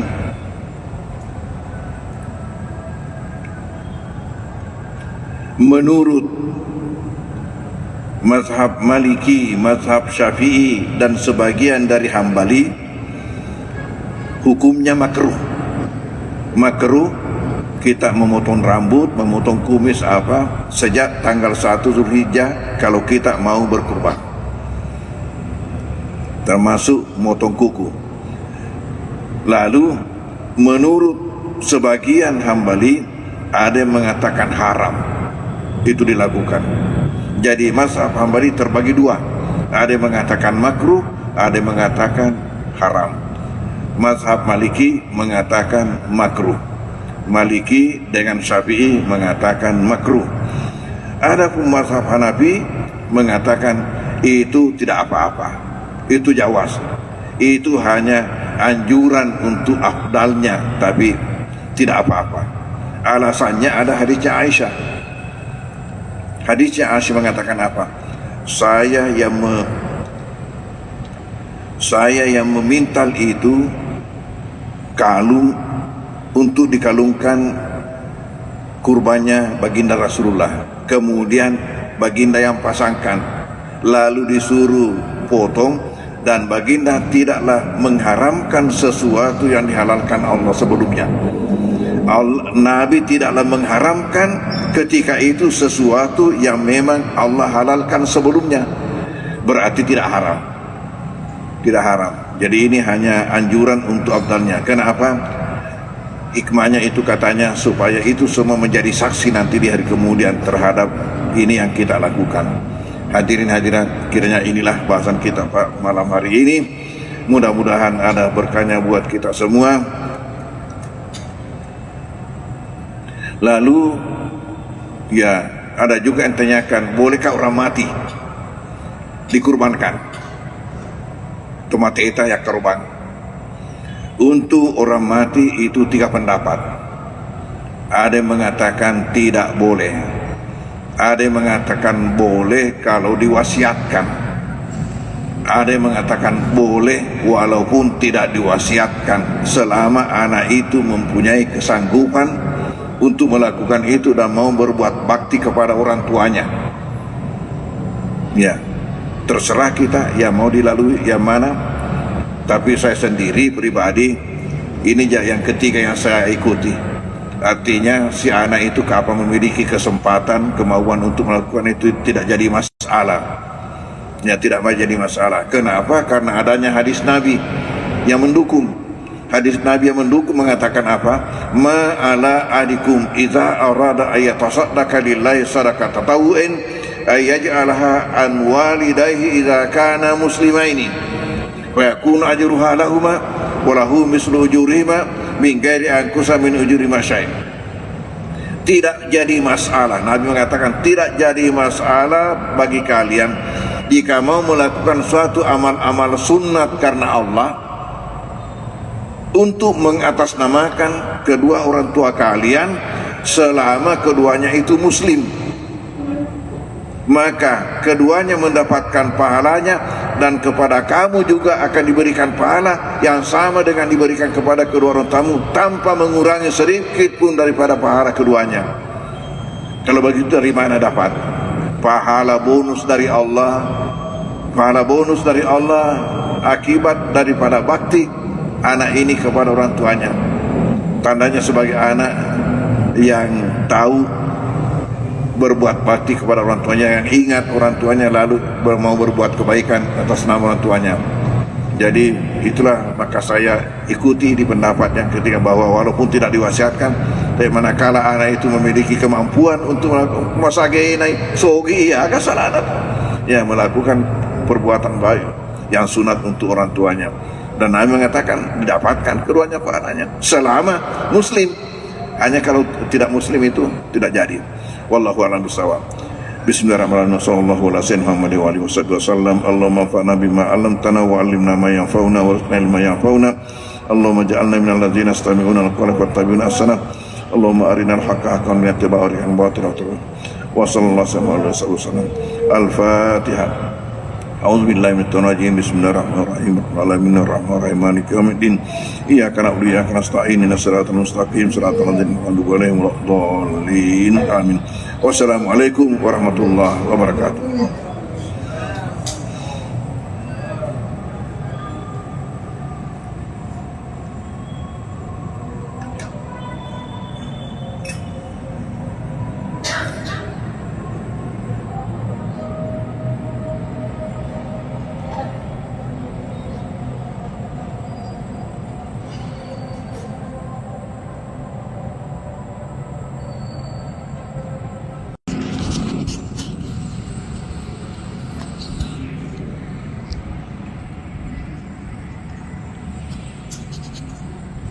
Assalamualaikum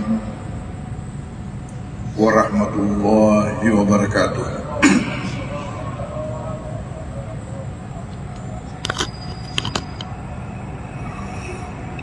Bismillahirrahmanirrahim. Alhamdulillahi rabbil alamin. Wassalatu wassalamu ala asyrafil anbiya'il mursalin Sayyidina Muhammadin wa ala alihi wa ashabihi wa atba'ihi ajma'in.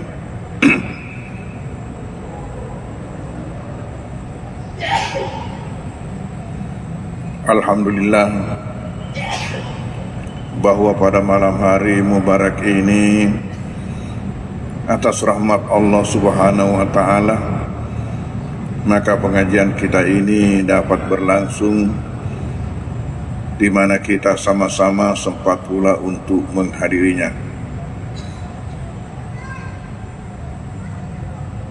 Yang mana buat saya adalah pengajian terakhir sebelum berangkat ke Tanah Suci. Jadi saya akan libur barangkali 4 Jumat.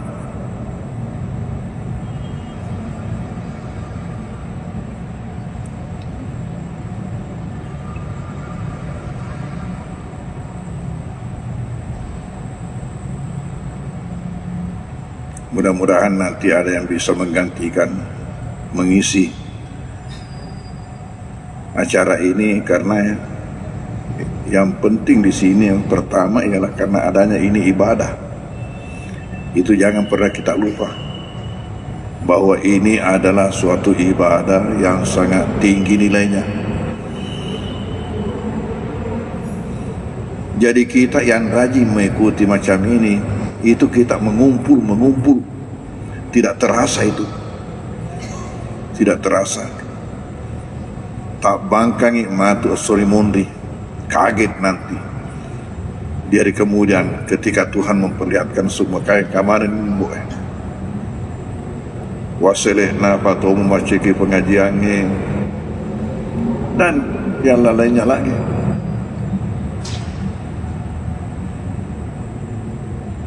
Karena sering sesuatu yang kecil itu kita pandangi enteng, ternyata besar di sisi Tuhan.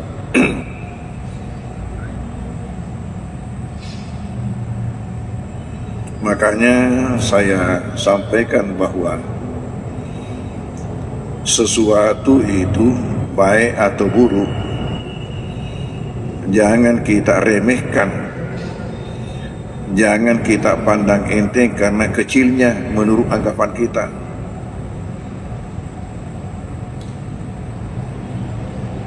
Boleh kisah dicontoh, ada masjid yang tidak memberikan kesempatan orang salat sunnah sebelum maghrib. Nah, pandang enteng miaro duan rakang yolona mangharibia. Padahal jelas-jelas hadisnya tidak kurang dari 5 hadis yang menunjukkan adanya salat sunat sebelum maghrib. Hanya ini tidak ada di dalam hadis paket 12, tidak ada disebutkan. Tetapi secara tersendiri banyak hadisnya, itu saya katakan tidak kurang dari 5 hadis yang menyebutkan adanya salat sunat sebelum maghrib. Mungkin karena tidak ada dalam paket 12 itu sehingga orang ada yang menganggap enteng. 2 rakaat. Tetapi tanpa terasa yang 2 rakaat ini berapa jadinya kalau sudah 1 tahun.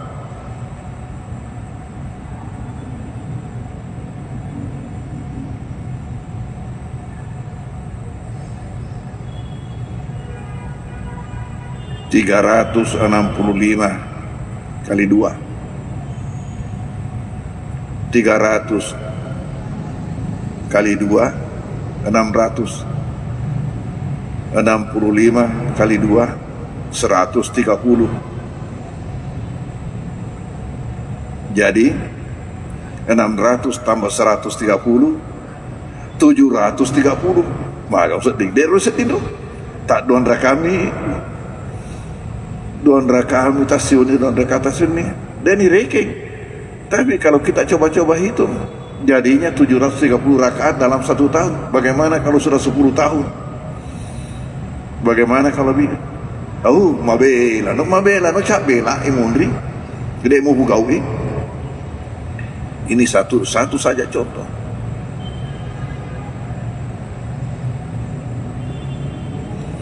Tidak bolehnya kita memandang enteng sesuatu yang kecil menurut anggapan kita, karena bisa jadi besar di sisi Tuhan. Sebagai contoh, ada diriwayatkan di dalam hadis bahwa pernah Nabi pergi ke satu tempat bersama-sama dengan sahabat-sahabat beliau. Lalu di dalam perjalanan melewati 2 kuburan.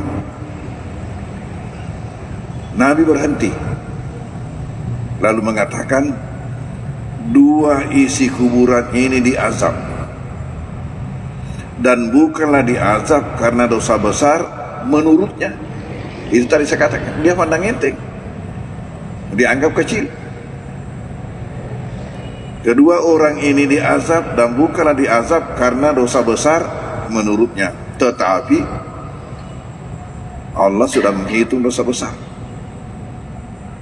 Apa itu dosanya dua orang ini? Yang pertama, ketika dia hidup, dia suka menjadi provokator, mapasi letu-letu, mapasi salah-salah, merusak tatanan masyarakat, mengacau. Karena dalam menghadapi nanti pemilu pilkada ini, hati-hati. Siapa yang mau mendapatkan persekot azab dalam kubur sebelum neraka ini? Jadi sudah ada azab itu dalam kubur.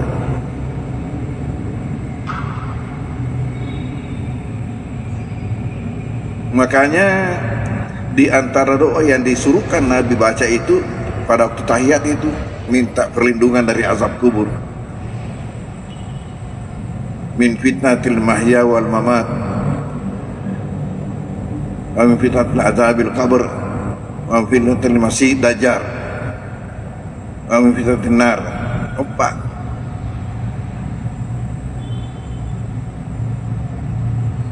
Itu disuruh Nabi baca doa kita tahiyat, termasuk minta perlindungan dari azab kubur. Kata Nabi, kedua isi kubur ini diazab, dan keduanya tidak diazab karena dosa besar menurutnya tadi itu.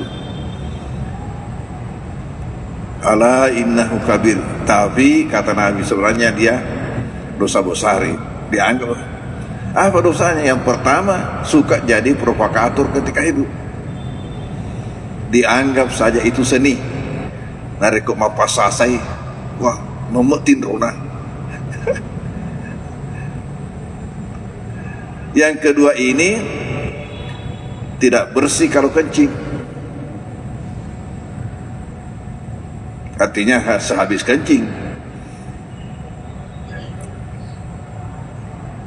Makanya kita terutama laki-laki ya, karena kita pakai pipa, nah, jadi itu harus sudah memang keluar semua baru kita cebok.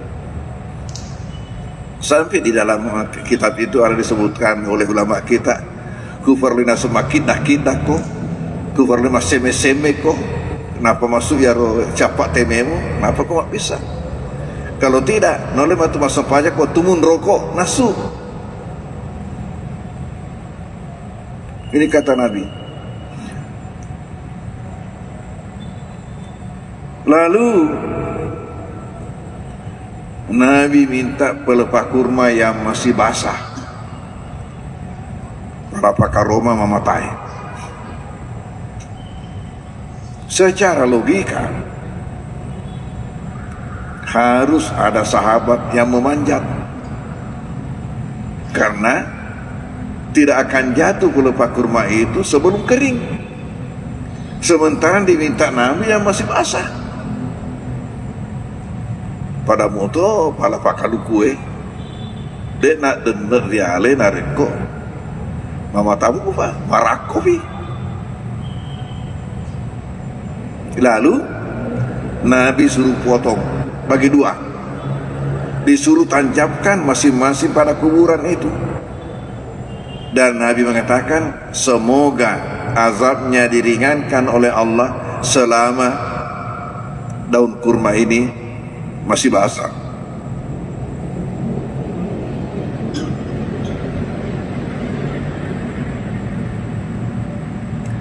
Di sini ada berbagai pelajaran yang kita dapatkan. Pertama-tama ialah adanya azab kubur. Yang kedua, adanya Nabi sering melihat atau terkadang melihat yang tidak dilihat oleh orang lain, tidak dilihat oleh sahabat-sahabat. Seperti itu, adanya azab dalam kuburan, adanya Nabi mengatakan disisa, tidak ada yang melihat.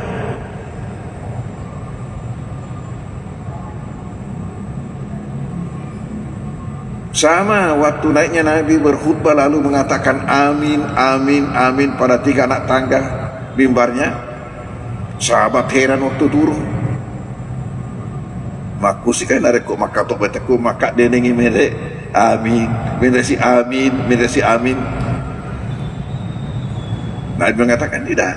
Tapi tadi itu waktu saya naik, Jibril turun. Jibril turun.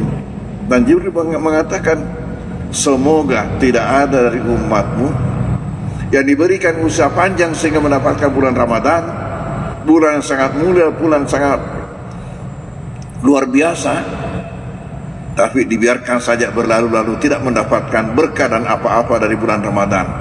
Saya sambut, amin. Begitulah. Jadi Nabi terkadang ada melihat Jibril, melihat malaikat, melihat sesuatu yang tidak dilihat oleh sahabat-sahabat yang lain. Nah, maka di sini ketika melewati kuburan ini, ternyata beliau melihat itu. Isi kubur ini diazab, tidak dilihat oleh sahabat-sahabat yang lain. Jadi pertama, adanya azab kubur. Hadis ini menyebutkan. Yang kedua, adanya Nabi biasa melihat sesuatu yang tidak dilihat oleh sahabat-sahabat. Kemudian yang ketiga, bahwasanya ternyata kita tidak boleh memandang enteng sesuatu dosa. Kita tidak boleh memandang enteng. Becuk moya roh.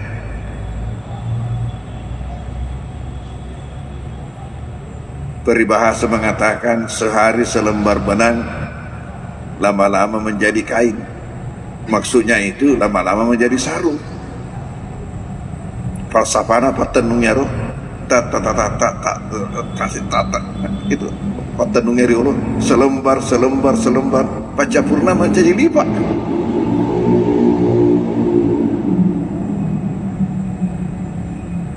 Itu yang ketiga. Yang keempat, bahwasanya ada doa dalam bentuk simbol-simbol, bukan dalam bentuk ucapan, bukan dalam bentuk kata-kata. Adanya Nabi meminta pelupa kurma ditancapkan, itu senu-senuannya doa dalam bentuk simbol-simbol. Nabi mengatakan semoga mendapatkan keringanan dari azab dengan ini. Saya katakan, andai kata Nabi tidak mau menyebutkan ini, sebenarnya ada cara yang sangat praktis yang bisa dilakukan. Kan Nabi ini hanya melewati, bukan tujuan. Hanya melewati kuburan itu, bukan tujuan. Jadi kalau dia mau ambil yang praktis, Nabi hanya mengatakan, apalah kue, ubah cagi pak doangnya. Coba amin, kalian aminkan, saya bacakan doa. Selesai, melanjutkan perjalanan. Tapi kenapa Nabi meminta ini? Berarti kasih pekerjaan lagi. Karena mau memperlihatkan kepada umat bahwa ada doa dalam bentuk bukan ucapan, dalam bentuk simbol-simbol. Ya naruh asing ini oke senu-senungan, ya harga senu-senuan.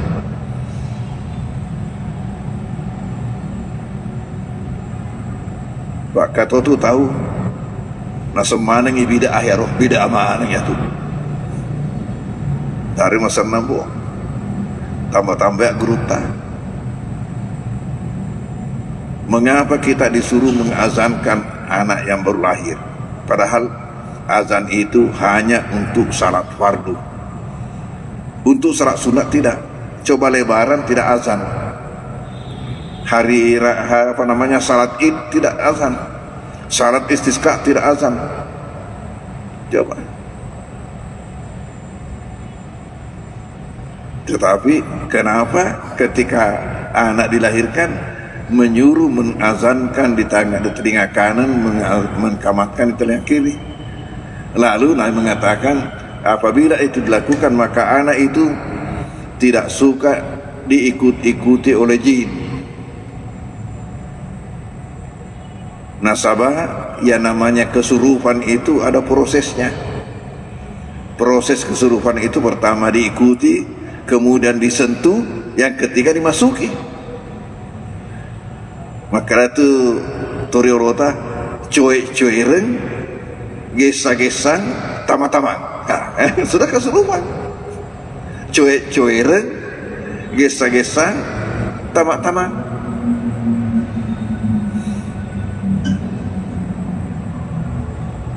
Ada lagi yang namanya tahnik, yaitu anak dikasih mencicipi, anak yang baru lahir dikasih mencicipi sesuatu yang manis.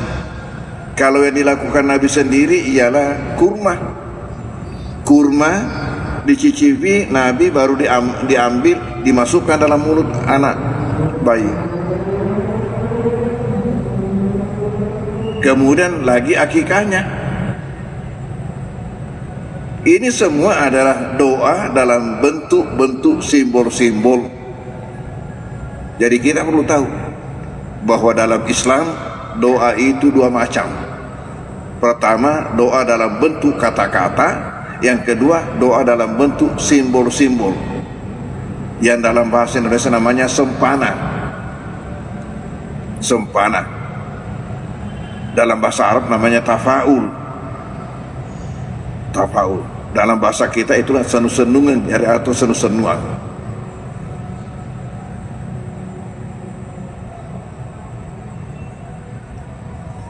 Hadirin, hadirat. Lalu bagaimana dengan kurban? Ternyata dengan kurban ini adalah suatu peluang besar yang diberikan Allah kepada kita, hambanya umat Islam, untuk mendapatkan kebaikan yang banyak.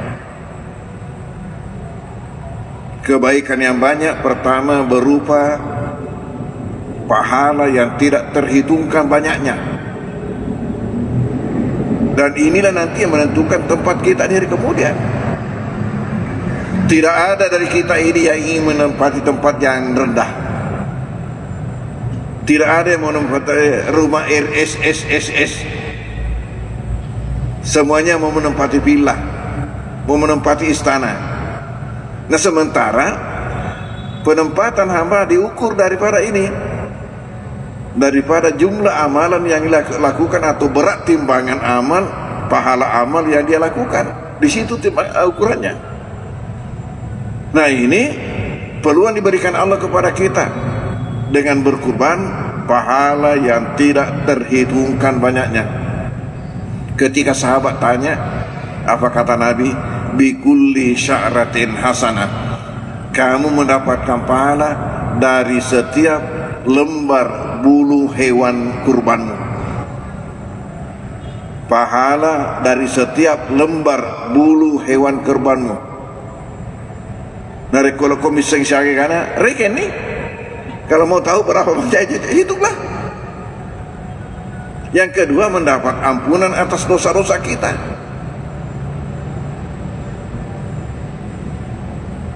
Sementara ya inilah yang memasukkan kita dalam neraka, ini dosa. Padahal Nabi mengatakan kamu mendapatkan ampunan dengan kurbanmu itu atas dosa-dosamu. Yang ketiga, ternyata berkurban ini adalah termasuk tolak bala. Tunji sahibah min syarri dunia wal akhirah, menyelamatkan yang punya daripada bahaya-bahaya dunia dan akhirat. Tolak bala. Yang keempat, bahwasanya berkurban itu menyebabkan Allah membuatkan kita tirai dari api neraka. Hijab. Man dhaha taibatan nafsu li udihati, siapa yang berkorban secara sukarela ceningati, kanat lahu hijab minan nar, maka ia mendapatkan hijab, tirai dari api neraka. Oleh karena itu kita dapat menarik kesimpulan bahwa rugilah yang punya peluang untuk berkurban lalu tidak berkurban, pasti menyesal nanti dan kemudian. Apalagi kita tidak tahu apakah Allah masih memberikan kita izin untuk hidup tahun depan. Ini kesempatan sekali setahun.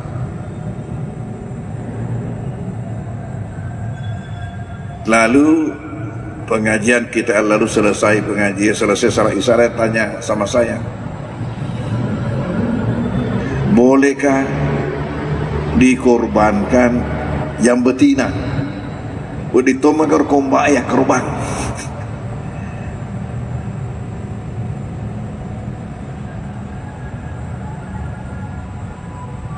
Sama na day gagah hadir witaya waktu tanero. Jumat lah baik. Mafato tomero kan halangan ronde. Mafato dia termasuk itu ya apa namanya jamaah tetap kita untuk pengajian. Pendek-pendek sedikit orangnya, putih-putih. Lalu kesana kadai ke pasir. Yang betina ini tidak ada disebutkan Nabi bahwa tidak sah. Nabi mengatakan di dalam hadisnya,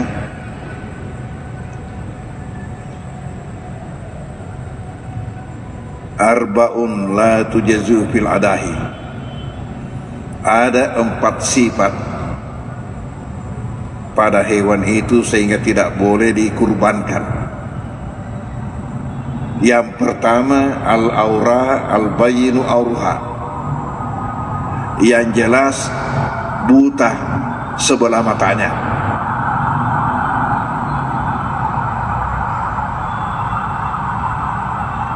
Wal maridatu al-bayinu maraduha, yang kedua yang jelas sakitnya.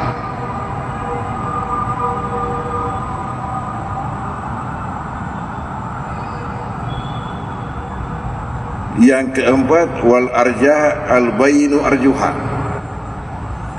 yang jelas pincang. Yang ketiga yang pincang. Yang keempat, wal ajfa allati la tunki, ialah yang sangat kurus, mabita-bita rusukna, yang tidak punya lemak, kata Nabi. Hanya 4 disebut, tidak ada disebut yang kelima yang komba. Dia makan apa komba, berarti boleh. Hanya kita selama ada jantan, karena ada pemikiran kita makan apa sani mak bijak komba aja tosin jere. Tetapi dari segi boleh atau tidaknya, boleh. Boleh. Selama sempurna, ya, selama sempurna. Kalau di dalam kitab, ya, yang dilarang juga itu yang dipotong telinganya. Tidak apa-apa kalau digunting ifwai, karena tidak ada hilang.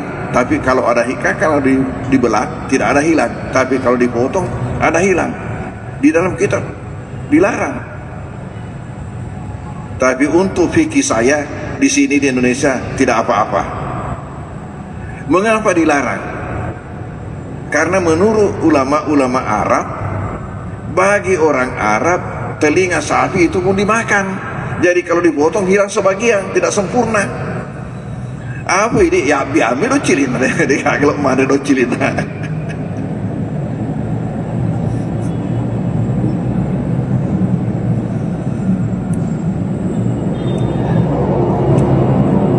Dengar ceritanya Dr. Mustabin waktu sama-sama kami di Kairo. Kita tinggal di asrama Azhar. Di situ kita dikasih sarapan pagi, makan siang, tidak ada makan malam. Jadi untuk makan malam SDM, selamatkan diri masing-masing.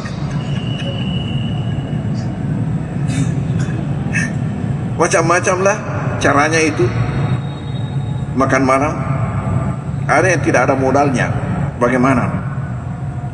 Itu untuk makan siang kita dikasih 1,5 roti yang kayak baret, malebu pada baret 1,5. Ini yang tidak mau pakai modal makan malam, dia makan nasinya, dimakan separuh rotinya, yang masih utuh itu dia belah, kemudian dimasukkan nasinya sebagian, dimasukkan nasi itu dia makan malam itu dimasukkan sebagian, lalu sesudah dimasukkan pergi lagi minta, zid kaman terus tambah sedikit nasinya, ditambahkan lagi nasinya, berapa tambah sih dari kantong naik, dapat jadi tas ya, dijadikan tas itu rotinya, dijadikan tas. Di situ juga sebagian daripada lauknya dia dikasih masuk. Nah, nanti kalau sudah malam inilah yang dimakan, kemudian minum teh atau minum susu, sudah selesai, tidak ada biayanya. Kalau yang pakai mau biaya pergi ke kantin, ada dijual, tapi makan nasi Arab yang pakai minyak ya. Nah, saya bertujuh orang termasuk Dr. Mustamin, bertujuh orang masak sendiri.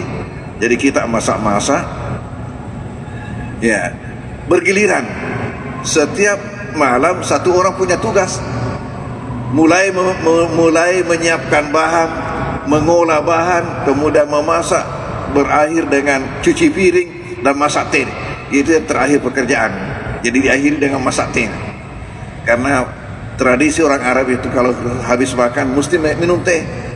Kapan kita menjamu orang Arab dan tidak dikasih minum teh, cerita di luar itu, saya disiksa orang di rumah ini. Kenapa disiksa? Dikasih makan tidak dikasih minum teh. Sebegitu fanatiknya orang Arab terhadap teh. Lalu dengan ini muncul istilah apa? 1 hari jadi budak, 6 hari jadi raja. Karena 1 hari dia kerja semua. Jadi kita kumpul-kumpul uang, setelah dihitung berapa biayanya 1 bulan, kita 7 orang kumpul-kumpul, disimpan di satu laci. Siapa punya tugas ambil uang itu, baru belanja, baru siapkan. Dan kalau musim panas seperti sekarang ini, begitu banyak bayam yang tumbuh di sekitar asrama, bayam subur. Sementara orang di sana tidak tahu bahwa ini sayur, baik orang Arab maupun orang Afrika, teman-teman yang dari lain, kecuali bahasa Malaysia macam kita inilah yang tahu. Jadi yang punya tugas kalau musim panas begini, setelah salat asar turunlah di sekitar itu, kasih bawa kantong hitam, kasih masuk. Nanti orang Afrika atau orang Mesir, orang Arab datang tanya, apaan kamu di situ? Dijawab, ada kelinci, ada kelinci, mau dikasih makan kelinci, padahal kita yang mau masak sayur. Nah, suatu ketika salah seorang teman ini mengatakan, kalau saya rasa-rasa ini sudah seperti orang Arab, kuatnya makan. Bicara macam ini tidak boleh didengar macam Dr. Mustamin. Mustamin Arsyad tidak boleh mendengarkan kata-kata yang bisa memanas-manasi, terus mengatakan, iya makuto, terus iya makuto. Wah, kita yang 5 orang mengatakan, naturi sengi kayak tu papada rai galana mandre, kecuali dipertandingkan. Walhasil dipertandingkan. Bagaimana cara dipertandingkan? Dibeli 3 kepala sapi. Ajak mana ulu bembe, dia tu nak capu nak ulu bembe. Kepala sapi dibeli 3. 2 kepala sapi untuk yang bertanding, masing-masing 1 kepala. Lalu 1 kepala untuk yang 5 orang ini, yang dewan hakim bersama penggembira. Ya, dimasaklah. Jadi di acara tona itu pandainya orang Arab. Itu tadi kepala bersih betul daripada bulu-bulunya, tapi masih ikut kulitnya, tapi bersih betul. Kemudian dipotong-potong kecil-kecil bersama-sama dengan kulitnya, dipotong bersama itu. Sama kalau kita beli ikan, kepala ikan, potong-potong, masuk 3 juga kantong. Tiba di asrama 3 juga periuk. Selesai, maka masing-masing menghadapi 1 kepala ini yang bertanding. Kita 5 orang, ini dewan hakim, penggembira, kita menyaksikan igana tu pada rai galana mandre. Walhasil makan, sudah begini, dipaksa-paksa, ujung-ujungnya tidak bisa habis. Sedangkan kita yang 5 orang setengah mati itu makan 1 kepala, apalagi ini masing-masing 1 kepala 1 orang, tidak bisa habis. Walhasil selesai itu tidak bisa duduk, Duduk tidak bisa, apalagi baring. Jadi apa yang kejadian? Mereka turun jalan di antara lorong-lorong antara asrama, jalan berdua. Dilihat oleh satpam. Satpam curiga, kenapa orang ini berdua selalu putar-putar terus? Ditanya, apamu yang hilang? Saya lihat kamu berdua ini dari tadi sudah jalan begini keliling-keliling, apamu yang hilang? Nasa ini kakak natape, tolong-toliwas sona. Lalu kita dari atas melihat di tingkat 2, dari atas dari jendela mengatakan, Andre Boromo ya natu aseleta. Lalu kita tanya Dr. Mustami, Magani, ya bagaimana? Siapa yang sudah sama dengan orang Arab? Apa kata Dr. Mustami? Bagaimana kita bisa habiskan sedangkan telinganya juga dimakan? Itu tadi kembali kepada telinga. Makanya dalam kitab fikih yang ditulis notabene ulama-ulama Arab cacat kalau telinganya terpotong. Apa Andre balik dokilin? Kita bisa katakanlah untuk fikih Indonesia itu tidak jadi masalah itu karena memang kita tidak makan, itu dianggap cacat kalau begitu. Hadirin hadirat, ada lagi masalah. Ada hadis yang mengatakan siapa yang akan berkurban kapan sudah terbit ya Zulhijjah, jangan dipotong rambutnya, jangan potong kukunya. Ternyata ulama terbagi tiga di dalam menanggapi hadis ini.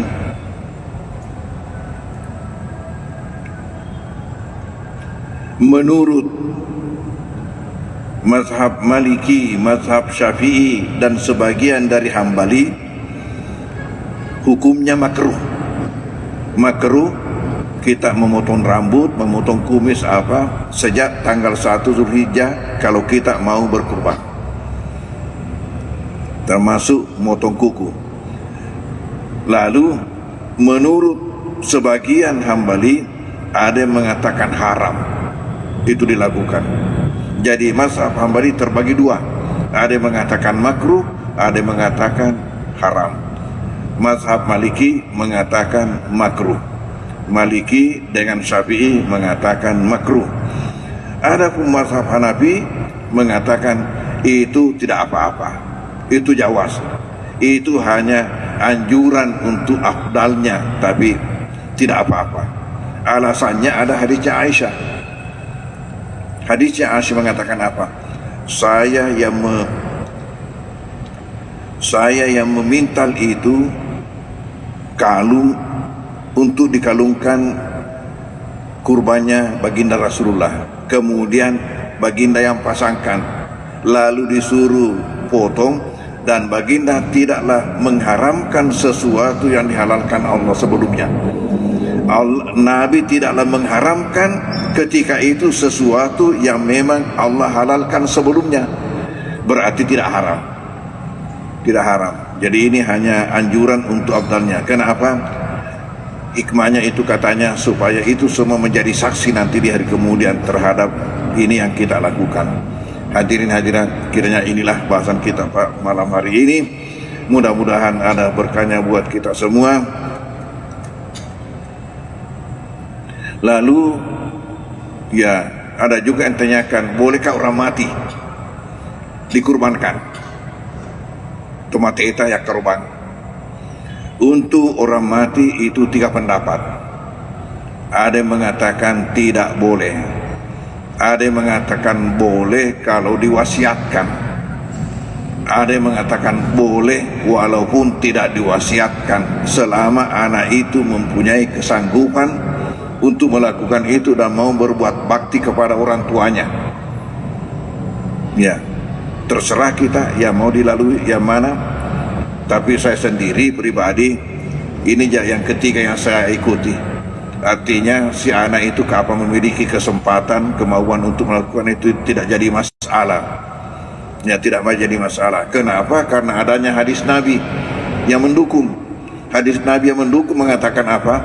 Ma ala adikum idza arada ayatasaddaqa lillahi sadaqata tatawwu'in ayaj'alaha an walidayhi idza kana muslimaini wa yakunu ajruha lahumā wa lahu mislu ujurihima min ghairi anqusa min ujuri masyai.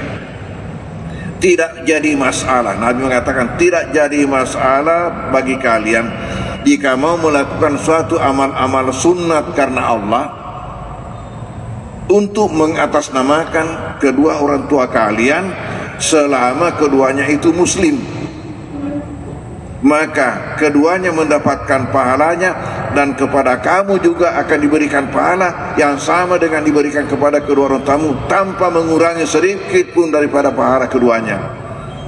Kalau begitu dari mana dapat?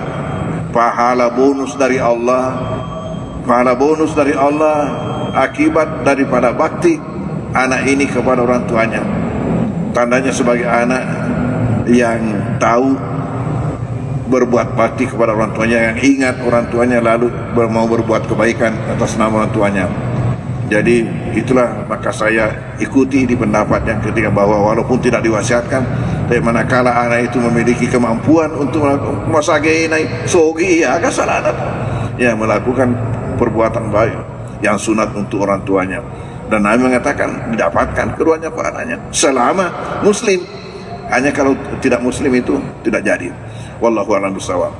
Bismillahirrahmanirrahim. Sallallahu alaihi wasallam. Allahumma fa'na bima 'allamtana wa 'allimna ma yanfa'una wa zidna ilma yanfa'una. Allahumma ja'alna minal ladzina yastami'una al-qawla fattabi'una ahsana. Allahumma arinal haqqa haqqan wa ittabi'na al-batila batila. Wa sallallahu alaihi wasallam. Al-Fatihah. A'udzu billahi minasyaitonir rajim. Bismillahirrahmanirrahim. Bismillahirrahmanirrahim. Maliki yaumiddin. Iyyaka na'budu wa iyyaka nasta'in. Ihdinas siratal mustaqim. Siratal ladzina an'amta 'alaihim waladdallin. Amin. Wassalamualaikum warahmatullahi wabarakatuh.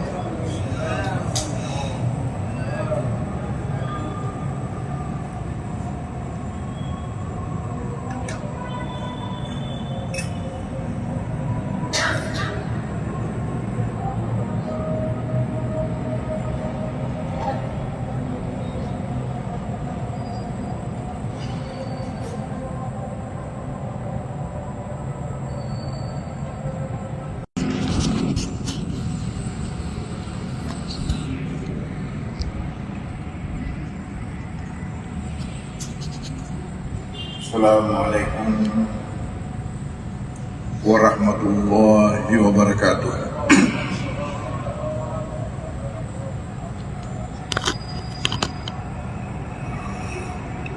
Bismillahirrahmanirrahim. Alhamdulillahi rabbil alamin. Wassalatu wassalamu ala asyrafil anbiya'il mursalin Sayyidina Muhammadin wa ala alihi wa ashabihi wa atba'ihi ajma'in.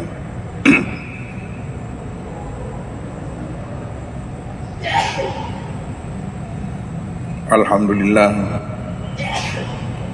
bahwa pada malam hari mubarak ini atas rahmat Allah Subhanahu wa taala maka pengajian kita ini dapat berlangsung, di mana kita sama-sama sempat pula untuk menghadirinya.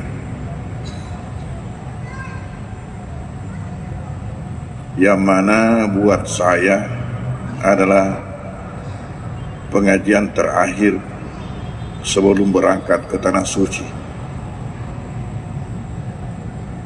Jadi saya akan libur barangkali 4 Jumat.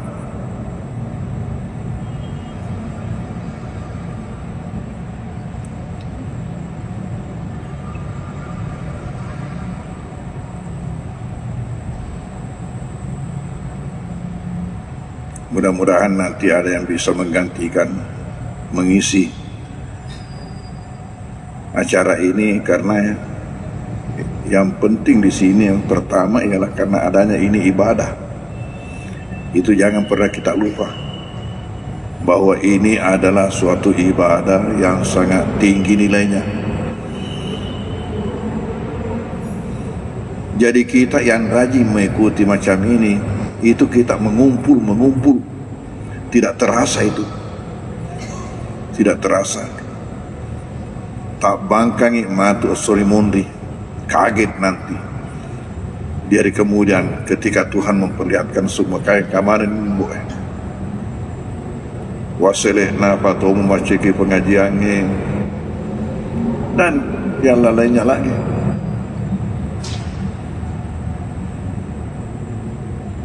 Karena sering sesuatu yang kecil itu kita pandangi enteng, ternyata besar di sisi Tuhan.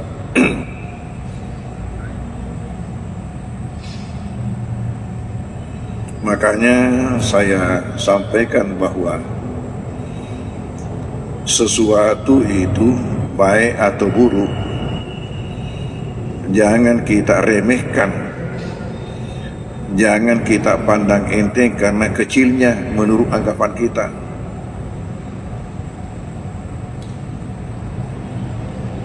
Boleh kisah dicontoh, ada masjid yang tidak memberikan kesempatan orang salat sunat sebelum maghrib. Nah, pandang enten miaro duan rakang yolona mangharibia. Padahal jelas-jelas hadisnya tidak kurang dari 5 hadis yang menunjukkan adanya salat sunat sebelum maghrib. Hanya ini tidak ada di dalam hadis paket 12, tidak ada disebutkan. Tetapi secara tersendiri banyak hadisnya, itu saya katakan tidak kurang dari 5 hadis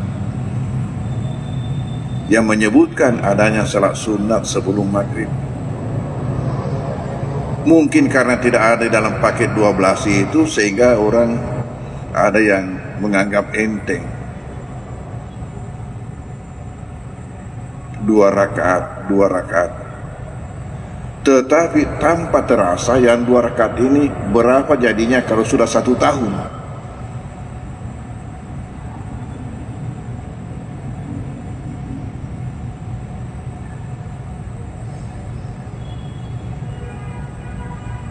$365 kali 2,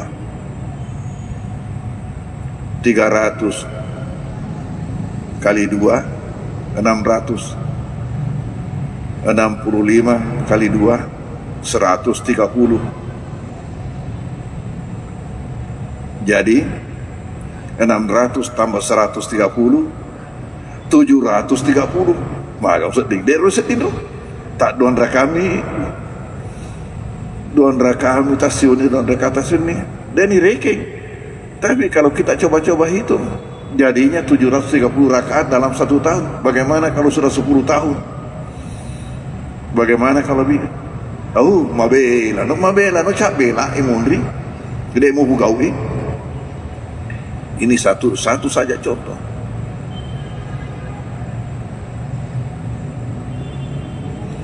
Tidak bolehnya kita memandang enteng sesuatu yang kecil menurut anggapan kita, karena bisa jadi besar di sisi Tuhan. Sebagai contoh, ada diriwayatkan di dalam hadis bahwa pernah Nabi pergi ke satu tempat bersama-sama dengan sahabat-sahabat beliau. Lalu di dalam perjalanan melewati 2 kuburan.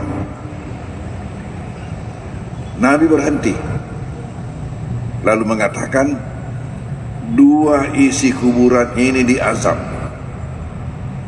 dan bukanlah diazab karena dosa besar menurutnya. Itu tadi saya katakan, dia pandang enteng, dianggap kecil. Kedua orang ini diazab dan bukanlah diazab karena dosa besar menurutnya, tetapi Allah sudah menghitung dosa besar. Apa itu dosanya 2 orang ini? Yang pertama, ketika dia hidup, dia suka menjadi provokator.